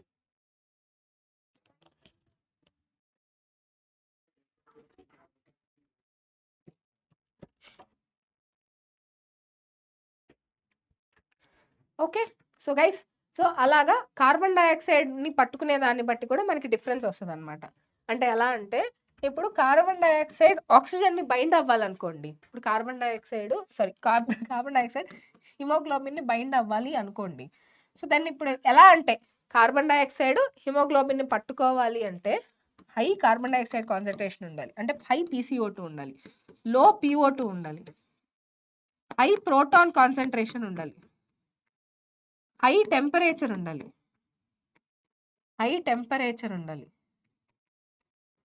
ఓకే. అలానే లో పీహెచ్ ఉండాలి. అంటే అసిడిక్‌గా ఉండాలి. అండ్ అదే మనకి ఇంకొకటి చూస్తే కార్బన్ డయాక్సైడ్ బయటకొచ్చేయాలి. కార్బన్ డయాక్సైడ్ హిమోగ్లోబిన్ నుంచి బయటకొచ్చేయాలనుకోండి. కార్బన్ డయాక్సైడ్ డిసోసియేట్ అవ్వాలనుకోండి. ఉల్టాగా రాసుకోండి. లో పీసీఓ2, హై పీఓ2, లో H+ కాన్సంట్రేషన్, లో టెంపరేచర్. మీరు కావాలంటే వీడియో పాజ్ చేసి కూడా మళ్ళీ చూసుకుంటూ ఉండండి. అండ్ హై పీహెచ్ అంటే ఆల్కలైన్. మీరు ఒకటి నేర్చుకుంటే చాలు, ఆపోజిట్ ది రివర్స్. ఇది కార్బన్ డయాక్సైడ్ హిమోగ్లోబిన్ కి అటాచ్ అవ్వాలంటే ఈ factors favourable. Carbon dioxide haemoglobin నుంచి బయటికి రావాలి అంటే ఈ factors possible. So this is equal to oxygen saturation. This is equal to oxygen saturation. This is equal to oxygen dissociation. అర్థమైందా? This is equal to oxygen dissociation. Oxygen dissociation, carbon dioxide saturation రెండు ఒకటే factors. Oxygen saturation, carbon dioxide dissociation రెండింటికి ఒకటే factors. అదే logic. And నేను ఇందాక చెప్పాను కదా మీకు ఇలా రియాక్షన్ చూసుకోవాలి అని చెప్పి. ఇక్కడ చూడండి, at the tissue site where partial pressure of carbon dioxide ఎక్కువగా ఉంటుందో క్యాటబాలిక్ రియాక్షన్ జరుగుతుంది. క్యాటబాలిజం ఎక్కువైతే మనకి కార్బన్ డయాక్సైడ్ ఎక్కువ ప్రొడ్యూస్ అవుతూ ఉంటుంది. Because carbon dioxide in turn is a by product of cellular respiration, right? ఎందుకంటే మనం ఆర్గానిక్ కాంపౌండ్స్ని రెస్పైర్ చేస్తూ కార్బన్ అనేది బయటకు వస్తూ ఉంటుంది సీక్వెన్షియల్గా. So C6H12O6 plus 6CO2 gives rise to 6CO2 plus 6H2O. అంటే ప్రతి ఒక్క గ్లూకోజ్కి 6 కార్బన్ డయాక్సైడ్ బయటకు వస్తూ ఉన్నాయి. సో అలా ఆ కార్బన్ డయాక్సైడ్ అంతా బయటికి పంపించాలి కదా, which is a by product of cellular respiration. See here. So carbon dioxide plus water gives in the presence of carbonic anhydrase. ఇది రివర్సిబుల్ రియాక్షన్ నాన్న. ఇది కార్బోనిక్ యాసిడ్ ని ఫామ్ చేస్తుంది. కార్బోనిక్ యాసిడ్ ఏం చేస్తుంది? ఇది హైలీ అన్స్టేబుల్ కాంపౌండ్. ఇది bicarbonate protons గా స్ప్లిట్ అవుతుంది. సో బైకార్బోనేట్ అంటే 70% of the carbon dioxide will be transported in bicarbonate form. Regulation of respiration చూద్దాం ఇప్పుడు next. So guys, how the regulation will be respiration will be regulated. Regulation వేరు, controlling వేరు, రెండు వేరు వేరు తెలుసా? చాలా మంది ఒకటే అని అనుకుంటారు. సో రెగ్యులేషన్ అంటే ఏంటి, కంట్రోలింగ్ అంటే ఏంటి అంటే, let me tell you very simple. So control అంటే ఆన్ ఆఫ్. నేను ఆన్ చేస్తే నువ్వు పని చేయాలి, ఆఫ్ చేస్తే ఆగిపోవాలి. రెగ్యులేషన్ అంటే అలా కాదు. నాకు బ్రీతింగ్ ఎక్కువ కావాలి అంటే రెస్పిరేటరీ రిథమ్ ఎక్కువ కావాలి నాకు. సో దట్ ఈస్ ఇప్పుడు ఫ్యాన్ ఆఫ్ చేయాలన్నా ఆన్ చేయాలన్నా మనకేంటి, కంట్రోల్ స్విచ్. రెగ్యులేటర్ ఏం చేస్తుంది, స్పీడ్ పెంచుద్ది తగ్గిస్తుంది. ఆన్ ఆఫ్ చేయలేదు కదా. ఆన్ ఆఫ్ చేయాలంటే స్విచ్ ఉంది. రెగ్యులేషన్ ఏం చేస్తుంది, పెంచుద్ది తగ్గిస్తుంది. ఇప్పుడు ఫర్ ఎగ్జాంపుల్ హిల్ స్టేషన్కి వెళ్ళారు. హిల్ స్టేషన్కి వెళ్ళినప్పుడు అక్కడ ఆక్సిజన్ కాన్సన్ట్రేషన్ తక్కువ ఉంటుంది. సో మనకి రేట్ ఆఫ్ రెస్పిరేషన్ పెరిగిపోద్ది. రెస్పిరేటరీ రిథమిక్ సెంటర్ యాక్టివేట్ అవ్వాలి, రేట్ ఆఫ్ రెస్పిరేషన్ పెరిగిపోద్ది. అలానే ఆర్బీసీ ప్రొడక్షన్ పెరగాలి. ఎందుకంటే అక్కడ తక్కువ ఉండే ఆక్సిజన్కి మనం ఇదవ్వాలి కదా. ఒక 6 months మనం అక్కడే రోతాంగ్ హిల్స్, నీలగిరీస్, ఇక్కడ ఇలాంటి ప్లేసెస్లో ఉన్నామనుకోండి, ఒక 6 monthsకి మన చీక్స్ ఇవన్నీ రెడ్గా అయిపోద్ది. బికాస్ మనకి ఆర్బీసీ ప్రొడక్షన్ ఎక్కువ ఉంటుంది, రేట్ ఆఫ్ రెస్పిరేషన్ కూడా పెరుగుద్ది. బికాస్ అక్కడ ఆక్సిజన్ కాన్సన్ట్రేషన్ తక్కువ కదా పైన. హ్యూమన్ బీయింగ్స్ మనం ఏంటంటే మనమే మన రెస్పిరేషన్ని మెయింటైన్ చేసుకుంటాం. We have an ability to maintain and moderate the respiratory rhythm. Rhythm అంటే ఎప్పుడు కూడా రెగ్యులర్ ఇంటర్వెల్స్లో ఉండాలి. ఇన్స్పిరేషన్ ఎక్స్పిరేషన్కి పట్టే టైము, ఎక్స్పిరేషన్కి పట్టే టైము రెగ్యులర్ ఇంటర్వెల్స్లో జరగాలి. So of the body tissues it is done by neural system ద్వారా తయారైంది. సో న్యూరల్ సిస్టంలో ఒక స్పెషలైజ్డ్ రీజన్ ఉంది మెడుల్లాలో, దాన్నే రెస్పిరేటరీ రిథమిక్ రీజన్ అంటారు. ఓకే, అదే పాన్స్లో మీకు న్యూమోటాక్సిక్ సెంటర్ అని ఉంటుంది. గుర్తుపెట్టుకోండి. Pons, P for pons, P for pneumotaxic centre. Pneumotaxic centre ఎక్కడ ఉంటుంది? పాన్స్ మీద ఉంటుంది. రెస్పిరేటరీ రిథమిక్ సెంటర్ ఎక్కడ ఉంటుంది? మెడుల్లా అబ్లాంగేటాలో ఉంటుంది. మీరు చాలాసార్లు కొన్ని కేసెస్ వినే ఉంటారు. ఎవరైనా పర్సన్ ఒక పెద్ద గడ్డివాము మెడ మీద పడి చనిపోయారు అని చెప్పి. మెడ మీద పడితేనే ఎలా చచ్చిపోతారు అంటే బికాస్ వాళ్ళకి మెడుల్లా అబ్లాంగేటా ఫ్రాక్చర్ అయింది. స్పైనల్ కార్డ్ ఫ్రాక్చర్ అయ్యి మెడుల్లా అబ్లాంగేటా మీద పడి చనిపోయి ఉంటారు వాళ్ళు. Because major cardiac centre, respiratory rhythmic centre, digestion centre, vomiting reflex centre ఇవన్నీ ఎక్కడ ఉన్నాయంటే మెడుల్లా అబ్లాంగేటాలో ఉన్నాయి. ఓకే, స్పెషలైజ్డ్ సెంటర్ ఉందన్నమాట మెడుల్లా రీజన్లో. దాన్ని రెస్పిరేటరీ రిథమిక్ సెంటర్ అంటారు. ఇది ఆ పేరులోనే ఉంది, అది రిథమ్ని మెయింటైన్ చేస్తుంది అని చెప్పి. And centre is primarily responsible for regulation. ఇది మేజర్ రెగ్యులేషన్కి రెస్పాన్సిబుల్. రిథమ్ పెంచాలన్నా తగ్గించాలన్నా, ఇప్పుడు గ్యాస్పింగ్ అంటారు, అట్లా అంటారు, దాన్ని గ్యాస్పింగ్ అంటాం. సో ఇవన్నీ కూడా రిథమిక్ సెంటర్తోనే కనెక్షన్ అయి ఉంటాయి తెలుసా. And next coming to another centre పాన్స్లో ఉంటుంది, దాన్ని న్యూమోటాక్సిక్ సెంటర్ అంటారు. ఇది రెస్పిరేటరీ రిథమిక్ ఫంక్షన్ని మోడరేట్ చేస్తుంది. Centre can moderate the functions of respiratory rhythmic centre. అంటే రెస్పిరేటరీ రిథమిక్ సెంటర్ ఏం చేస్తుంది? రిథమ్ని పెంచుద్ది, తగ్గిస్తుంది. దాన్ని కంట్రోల్ చేసేది ఎవరు అంటే pneumotaxic centre. So neural signal from this centre can reduce the duration of inspiration. ఈ న్యూమోటాక్సిక్ సెంటర్ ఏం చేస్తుంది అంటే డ్యూరేషన్ ఆఫ్ ఇన్స్పిరేషన్ని తగ్గిస్తుంది. ఎప్పుడైతే మనకి డ్యూరేషన్ ఆఫ్ ఇన్స్పిరేషన్ తగ్గుతుందో అప్పుడు రేట్ ఆఫ్ రెస్పిరేషన్ పెరుగుద్ది. ఇది గుర్తుపెట్టుకోండి. మనము ఇప్పుడు తిరుమలకి ఎక్కాలంటే మెట్లు ఎక్కుతాం కదా, మనము ఒక గబగబగా మెట్లు ఎక్కుతున్నాం. మనం ఎలా ఉంటుంది? రెస్పిరేటరీ రిథమ్ అనేది పెరుగుతుందా లేదా అంటే మన ఇన్స్పిరేషన్ పడిపోయి ఇన్స్పిరేషన్కి ఎక్స్పిరేషన్ చాలా ఫాస్ట్గా జరుగుద్ది. అంటే మనం ఎక్కువ ఆక్సిజన్ని లోపలికి తీసుకోవడానికి చేసే ప్రయత్నమే అది. So inspiration chemo sensitive area ఉంటుంది adjacent to respiratory rhythmic centre. Remember మనకి కీమో సెన్సార్స్ అని కూడా ఉంటాయి. ఆ కీమో సెన్సార్స్ ఎక్కడ ఉంటాయంటే అయోటిక్ ఆర్చెస్లో, కెరోటిడ్ బాడీస్లో ఉంటాయి.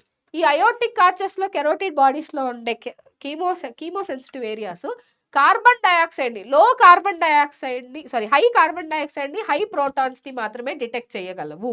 They can able to detect only carbon dioxide and proton concentration. So highly sensitive to, అంటే ఇప్పుడు మనకి ఆక్సిజన్ పడిపోతే ఆక్సిజన్ స్టిమ్యులేట్ చేయలేదు ఆ సెంటర్స్ని, కార్బన్ డైఆక్సైడ్ స్టిమ్యులేట్ చేయగలదు. High carbon dioxide, high proton concentration ఆ కీమో సెన్సిటివ్ ఏరియాస్ని స్టిమ్యులేట్ చేయగలవు. ఆ కీమో సెన్సిటివ్ ఏరియాస్ ఎక్కడ ఉంటాయి?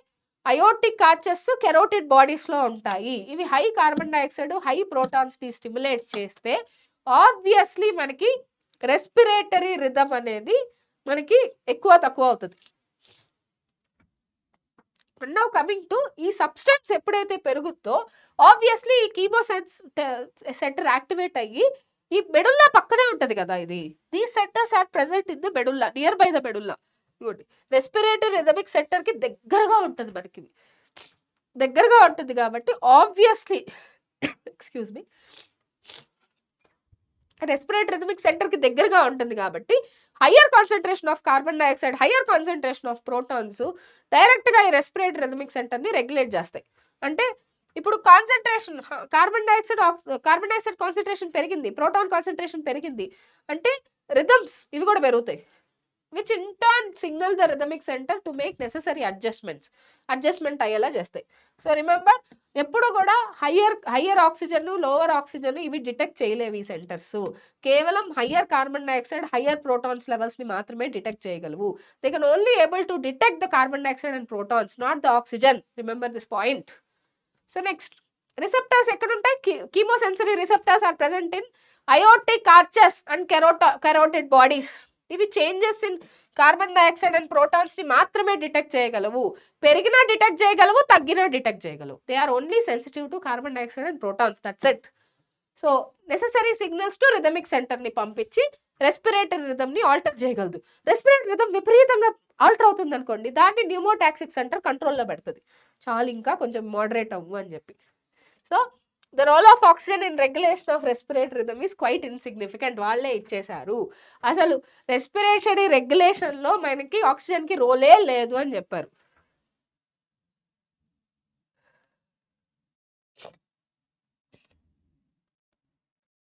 So coming to the point. So ఇక్కడ చూడండి, లెట్ మీ షో యూ. మీకు ఆ రెగ్యులేషన్ చాలా ఈజీగా చెప్తాను. అండ్ ఇంకొకటి, సింపాటిక్ నర్వస్ సిస్టమ్ యాక్టివేట్ అయితే రేట్ ఆఫ్ రెస్పిరేషన్ పెరుగుతుంది, గుర్తుపెట్టుకోండి. Rate of respiration, force of inspiration ఇవన్నీ పెరుగుతాయి. సింపాటిక్ నర్వస్ సిస్టమ్ యాక్టివేట్ అవుతాయి. పారాసింపాటిక్ నర్వస్ సిస్టమ్ యాక్టివేట్ అయితే రేట్ ఆఫ్ రెస్పిరేషన్ పడిపోద్ది, ఫోర్స్ ఆఫ్ ఇన్స్పిరేషన్ కూడా పడిపోద్ది. Okay, see here once again. యూజువల్గా మనకి బ్రెయిన్ ఉంది. సో ఇలా ఇలా బ్రెయిన్ ఉన్నప్పుడు బ్రెయిన్లో pons, medulla oblongata. Medulla oblongata will continues spinal cord. So ఇక్కడ ఏదైతే ఉందో ఇది పాన్స్, దిస్ పాన్స్, ఇది మెడుల్లా అబ్లాంగేటా. Medulla oblongata. ఈ మెడుల్లా అబ్లాంగేటాలో ఏముంది? రెస్పిరేటరీ రిథమిక్ సెంటర్ ఉంది. Respiratory rhythmic centre, respiratory rhythmic centre ఉంది. ఈ పాయింట్స్ లో న్యూమోటాక్సిక్ సెంటర్ ఉంది. న్యూమోటాక్సిక్ సెంటర్ ఉంది. సో ఇప్పుడు యూజువల్గా ఇక్కడ దగ్గర ఏంటంటే మనకి కీమో సెన్సిటివ్ ఏరియాస్ ఉంటాయి. So chemo sensitive areas medulla oblongata దగ్గర ఉంది, కెరోటిడ్ ఆర్టరీస్ దగ్గర ఉంటాయి, అయోటిక్ ఆర్చ్ దగ్గర ఉంటాయి. ఇవేంటంటే కార్బన్ డైఆక్సైడ్కి, ప్రోటాన్స్కి మాత్రమే రెస్పాండ్ అవుతాయి. So higher carbon dioxide, higher proton concentration అంటే ఆటోమేటిక్గా లోవర్ ఆక్సిజన్ అనే కదా.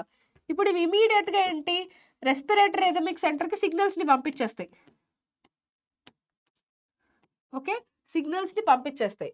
ఇదేం చేస్తుంది, ఈ రెస్పిరేటరీ రిథమ్ని ఆల్టర్ చేసేస్తుంది ఆటోమేటిక్గా. అంటే ఎక్కువ ఇన్స్పిరేషన్ టైం తగ్గించేసి ఎక్కువ సార్లు రెస్పిరేటరీ రేట్ పెంచేస్తుంది. అండ్ ఆబ్వియస్లీ ఇంకోటి ఏంటి, ఇదైతే పాన్స్ ఏం చేస్తుంది అంటే ఈ వీటి ఫంక్షన్స్ని మోడరేట్ చేస్తుంది. రెస్పిరేటరీ రిథమిక్ ఫంక్షన్స్ని మోడరేట్ అయ్యేలా చేస్తుంది, మరి ఎక్స్టెన్సివ్గా అవ్వకుండా మోడరేట్ అయ్యేలా చేస్తాయి. So next disorders of respiratory system. Disorders of respiratory సిస్టమ్కి వస్తే ఆస్తమా. మీకు తెలుసా, చాలా మంది మనకు తెలియకుండానే ఆస్తమా ఈజ్ కైండ్ ఆఫ్ ఏ ఒక చాలా, అది కూడా ఒక డెడ్లియస్ట్ డిసీజెస్ తెలుసా. చాలా మంది తెలియకుండా ఎఫెక్ట్ అవుతారు, వాళ్ళకి నిద్ర పట్టదు, ఎక్కడికన్నా వెళ్తే allergies. Asthma is a kind of allergy. కొంతమందికి చాక్ పీస్ పౌడర్ పడదు, కొంతమందికి పాలన్ గ్రెయిన్స్ పడవు, కొంతమందికి ఫ్లవర్ స్మెల్ అందుకే పడదు, కొంతమంది పూలే పెట్టుకోరు అసలు, because they can't sustain this. వాళ్ళకి ఏం జరుగుతుందంటే ఒక డస్ట్ కానీ ఏమన్నా వాళ్ళ బాడీలోకి ఎంటర్ అయిపోయింది అనుకోండి, ఇమీడియట్గా ఇన్ఫ్లమేషన్ రియాక్షన్ స్టార్ట్ అయిపోతుంది. అంటే హిస్టమైన్, సెరటోనిన్, బ్రాడికైనిన్ ఇవన్నీ రిలీజ్ అయిపోయి బ్రాంకియల్ కన్స్ట్రిక్షన్ జరుగుద్ది. ఎప్పుడైతే బ్రాంకియల్ కన్స్ట్రిక్షన్ జరుగుద్దో గాలి సరిగ్గా లోపలికి వెళ్ళదు. సో ఆక్సిజన్ సప్లై డిమాండ్ ఉంటుంది. సో దానివల్ల వాళ్ళు ఇలా అంటారు. And at the same time ఆ బ్రాంకియల్ కన్స్ట్రిక్షన్ వల్ల వాళ్ళ గాలిని బయట కుదిలేటప్పుడు వీజింగ్ సౌండ్ వస్తుంది, అంటే విజిలింగ్ సౌండ్ వస్తుంది అనమాట. సో ఆ విజిలింగ్ సౌండ్ ఇవన్నీ because of this. I hope you understood. Asthma అంటే difficulty in breathing causing wheezing, whistling sound వస్తుంది. ఇది దేని వల్ల వస్తుంది అంటే due to inflammation of bronchi, bronchial inflammation వల్ల వస్తుంది. ఆ బ్రాంకియల్ ఇన్ఫ్లమేషన్ దేని వల్ల వస్తుంది, because of allergy. So bronchi and bronchioles ఇమీడియట్గా కన్స్ట్రిక్షన్కి లోన్ అవుతాయి. Inflammation of bronchi and bronchioles, so it will undergo bronchial constriction. That's why, that is the reason. Emphysema. Emphysema అంటే ఏంటి, ఇది క్రానిక్ డిసార్డర్ అనమాట. ఎంఫైసిమా, ఆస్తమా కూడా క్రానిక్ డిసార్డరే. సో అండ్ ఎంఫైసిమా కూడా క్రానిక్ డిసార్డర్, చాలా ఇయర్స్ పాటు వీళ్ళు దీంతో సఫర్ అవుతుంటారు. ఎంఫైసిమా మెయిన్గా సిగరెట్ స్మోకింగ్ వల్ల వస్తుంది. వీళ్ళు సిగరెట్లు పీల్చి పీల్చి చైన్ స్మోకర్స్ అంటారు కదా ఎక్కువగా. చైన్ స్మోకర్ అంటే ఒకదాని తర్వాత ఒకటి, ఒకదాని తర్వాత ఒకటి, ఒక ప్యాకెట్లు కాల్చేస్తారు. కాల్చేటప్పుడు బాగానే ఫ్యాన్సీగా ఉంటుంది.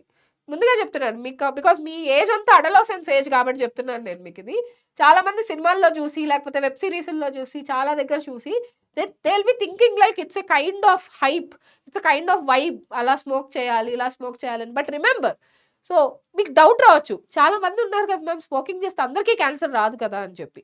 మనమే మన ఆంకోజీన్స్ని యాక్టివేట్ చేస్తున్నాం వీటి వల్ల. అండ్ ప్లస్ ఆ క్యాన్సర్ వచ్చిందనుకోండి చాలా దారుణంగా ఉంటుంది. స్టేజ్ 1, స్టేజ్ 2, స్టేజ్ 3 ఇలా మనం కీమోథెరపీ, రేడియోథెరపీ, నియర్లీ 200 కార్సినోజన్స్ ఉన్నాయంట ఒక సిగరెట్లో. మీకు తెలుసా ఈ సంగతి? అందుకే ప్యాకెట్ మీద క్లియర్గా చెప్తారు cancer smoking causes cancer, smoking kills అని. అందుకే పబ్లిక్ ఏరియాలో సినిమా ఖచ్చితంగా ఇంట్రెస్టింగ్గా చూస్తారు కాబట్టి మధ్యలో వేస్తారు. సో యూజువల్గా నేను ఒకటి అనుకుంటా ఉంటా, ఈ మూవీ స్టార్ట్ అయ్యేటప్పుడు వేస్తారు కదా ఇలా స్మోకింగ్ కాజెస్ క్యాన్సర్, ఇవన్నీ కూడా. మౌత్ క్యాన్సర్, స్మోకింగ్ ఎన్ని క్యాన్సర్లను కాజ్ చేస్తుంది తెలుసా? బ్లాడర్ క్యాన్సర్ని కూడా కాజ్ చేస్తుంది, throat cancer, mouth cancer, bladder cancer, lung cancer ఇలా చాలా కాస్ట్ చేస్తది కదా! సో, మనకి సినిమా స్టార్టింగ్‌లో ఎయగూడదు వీటి గురించి. సినిమా జరుగుతా ఉంటది. ఒక ఇంట్రెస్టింగ్ సస్పెన్స్ ఉంటదనమాట. అప్పుడు ఆపేసి అక్కడెయ్యాలి యాడ్. అప్పుడు చూస్తారు. చాలామంది నేను చూసాను.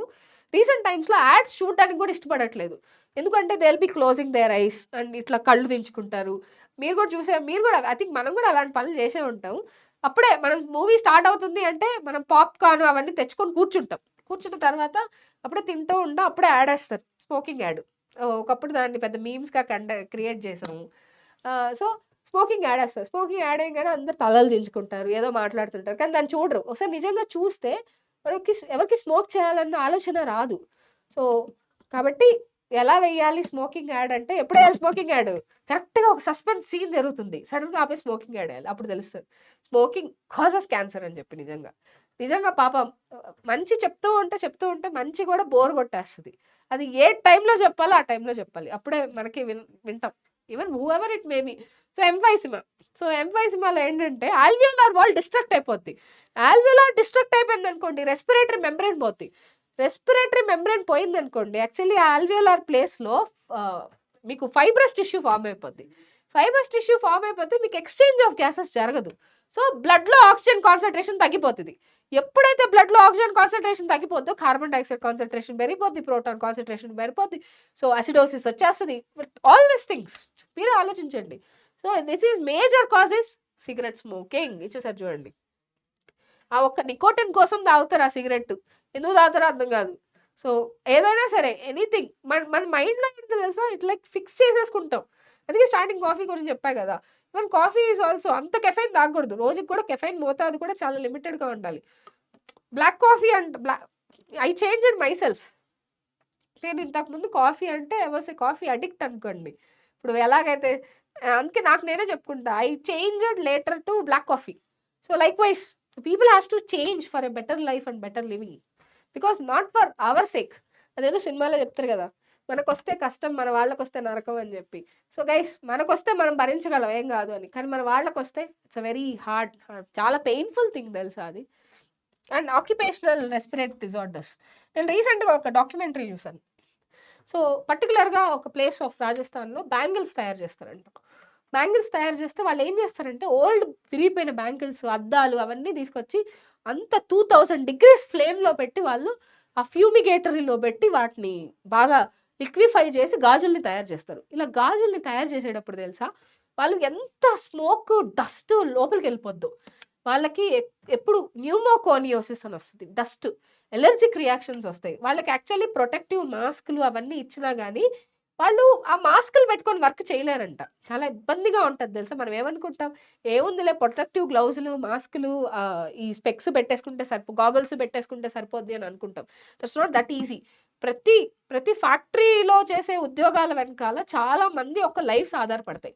మన ప్రతి కంఫర్ట్ వెనకాల కొన్ని కొన్ని కొన్ని చాలా మంది లైఫ్స్ ముడిపడి ఉంటదనమాట. మనకది ఒక్క వస్తువే.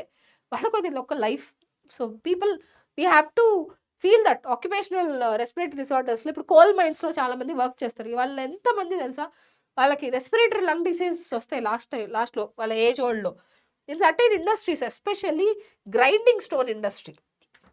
గ్రైండింగ్ స్టోన్ ఈ రాళ్ళతో మార్బుల్‌లో పనిచేస్తారు. మార్బుల్, స్టోన్స్ వీటి మీద కన్‌స్ట్రక్షన్ ఫీల్డ్. ఎక్కువగా వీళ్ళకి ఎక్కువ ఇన్‌హలేషన్ డస్ట్ బాగా ఇన్‌హేల్ చేసుకుంటారు.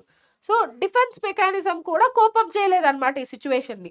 ఈవెన్ అంత డస్ట్ లోపలికెళ్తే డిఫెన్స్ మెకానిజం ఏం చేస్తది? పాపం మన బాడీని ఎంతని కాపాడుతది అది మాత్రం. ఇప్పుడు మనకి మన ఇండియాకి మిలిటరీ సిస్టమ్ ఉందని చెప్పి అన్ని దేశాలు వచ్చేస్తే ఎట్లా? ఎవరైనా తట్టుకోగలరా? There will be some limitations right? వాటికి విపరీతంగా వచ్చేస్తది. Long exposures can gives rise to inflammation. Okay. So, అలానే రెగ్యులర్‌గా వాళ్ళు ఆక్యుపేషన్ అందుకే అన్నారు. ఆక్యుపేషన్ అంటే వాళ్ళు రోజు పనిలోకెళ్ళాల్సిందే. దానివల్ల ఫైబ్రోసిస్ ఆఫ్ ద లంగ్ అయిపోతుంది. So, causing serious lung damage తెలుసా? సో, కాబట్టి ఇలాంటి పర్టిక్యులర్ జరిగేటప్పుడు ఖచ్చితంగా వాళ్ళు ప్రొటెక్టివ్ గ్లౌజెస్ కానీ, మాస్కులు గానీ వేసుకోవాలి. Workers in the industries. So, guys ఈరోజు మనం డీటెయిల్‌గా ఏమేమి విషయాలు డిస్కస్ చేసుకున్నాం?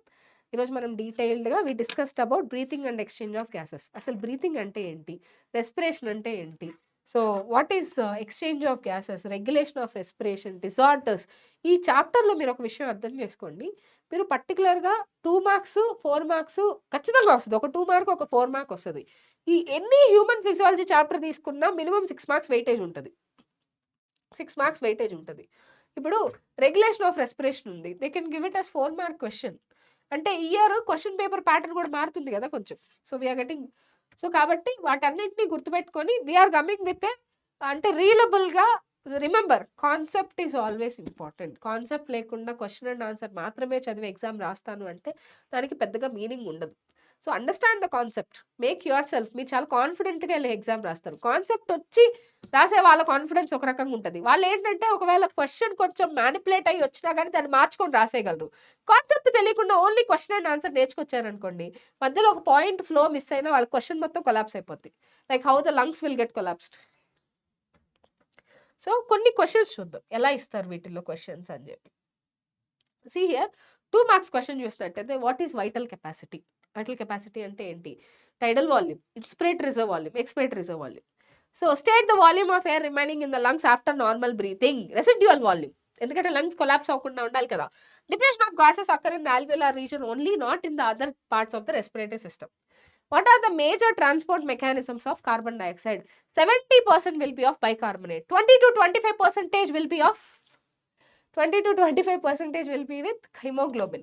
Okay, and next coming to for remaining 7% will be of plasma. So what will be the PO2 and PCO2? Atmospheric air తో వీటన్నిటితో కంపేర్ చేసుకొని ఎందులో తక్కువగా ఉంటుంది ఎందులో హయ్యర్గా ఉంటుందో అవి చెప్పాలి. సో ఇలాంటి క్వశ్చన్స్ అడుగుతారు మేజర్గా.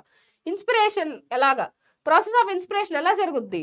మనకి external intercostal muscles, diaphragm dome shaped కాబట్టి అది ఫ్లాటన్ అవుతుంది. ఎక్స్టర్నల్ ఇంటర్కోస్టల్ మసిల్స్ వల్ల స్టెర్నమ్ రిబ్స్ రైజ్ అవుతాయి, right? What is the effect of PCO2 on oxygen transport? What happens to the respiratory process in man well going to up hill? పైకి ఎక్కేటప్పుడు ఏం జరుగుద్ది respiratory ప్రాసెస్లో? Rhythmic centre activate అవుతుంది, rate of respiration పెరుగుద్ది. 12 to 16 కాదు, అంతకు మించిపోతుంది. So సిగ్మాయిడల్ pattern గురించి చెప్పాలి. Gaseous exchange in insects, tracheal system. So hypoxia అంటే ఏంటి? Low oxygen in the blood. So inflammation about it. So ఇలాంటి క్వశ్చన్స్ అడుగుతారు. అంటే శాంపుల్ క్వశ్చన్స్ చెప్తున్నాం. ఐఆర్వికి ఈఆర్వికి డిఫరెన్స్ ఏంటి? ఇన్స్పిరేటరీ రిజర్వ్ వాల్యూమ్కి ఎక్స్పిరేటరీ రిజర్వ్ వాల్యూమ్కి డిఫరెన్స్ ఏంటి? ఇన్స్పిరేటరీ కెపాసిటీకి ఎక్స్పిరేటరీ కెపాసిటీకి డిఫరెన్స్ ఏంటి? సో లంగ్ వాల్యూమ్స్ కెపాసిటీస్ ఉన్నాయి కదా, మొత్తం అన్నీ కలిపి 4 మార్క్స్కి ఇవ్వచ్చు, లేదా ఒక్కొక్కటి 2 మార్క్స్కి ఇవ్వచ్చు, చూసుకోండి. Vital capacity and total lung కెపాసిటీకి డిఫరెన్స్ ఏంటి? అండ్ అలానే నెక్స్ట్ టైడల్ వాల్యూమ్ అంటే ఏంటి? టైడల్ వాల్యూమ్ హెల్తీ హ్యూమన్లో పర్ అవర్ ఎంత? పర్ అవర్ అడిగారు. అంటే నిమిషానికి టైడల్ వాల్యూమ్ 6 లీటర్స్ నుంచి 6 లీటర్స్ ఉంటుంది నిమిషానికి. 6 లీటర్స్ నుంచి 8 లీటర్స్ వరకు ఉంటుంది. అంటే అప్పుడు మనం ఇంటూ 60 వేయాలి. 6 into 60 అంటే 60 లీటర్స్. So 6 into 600 litres.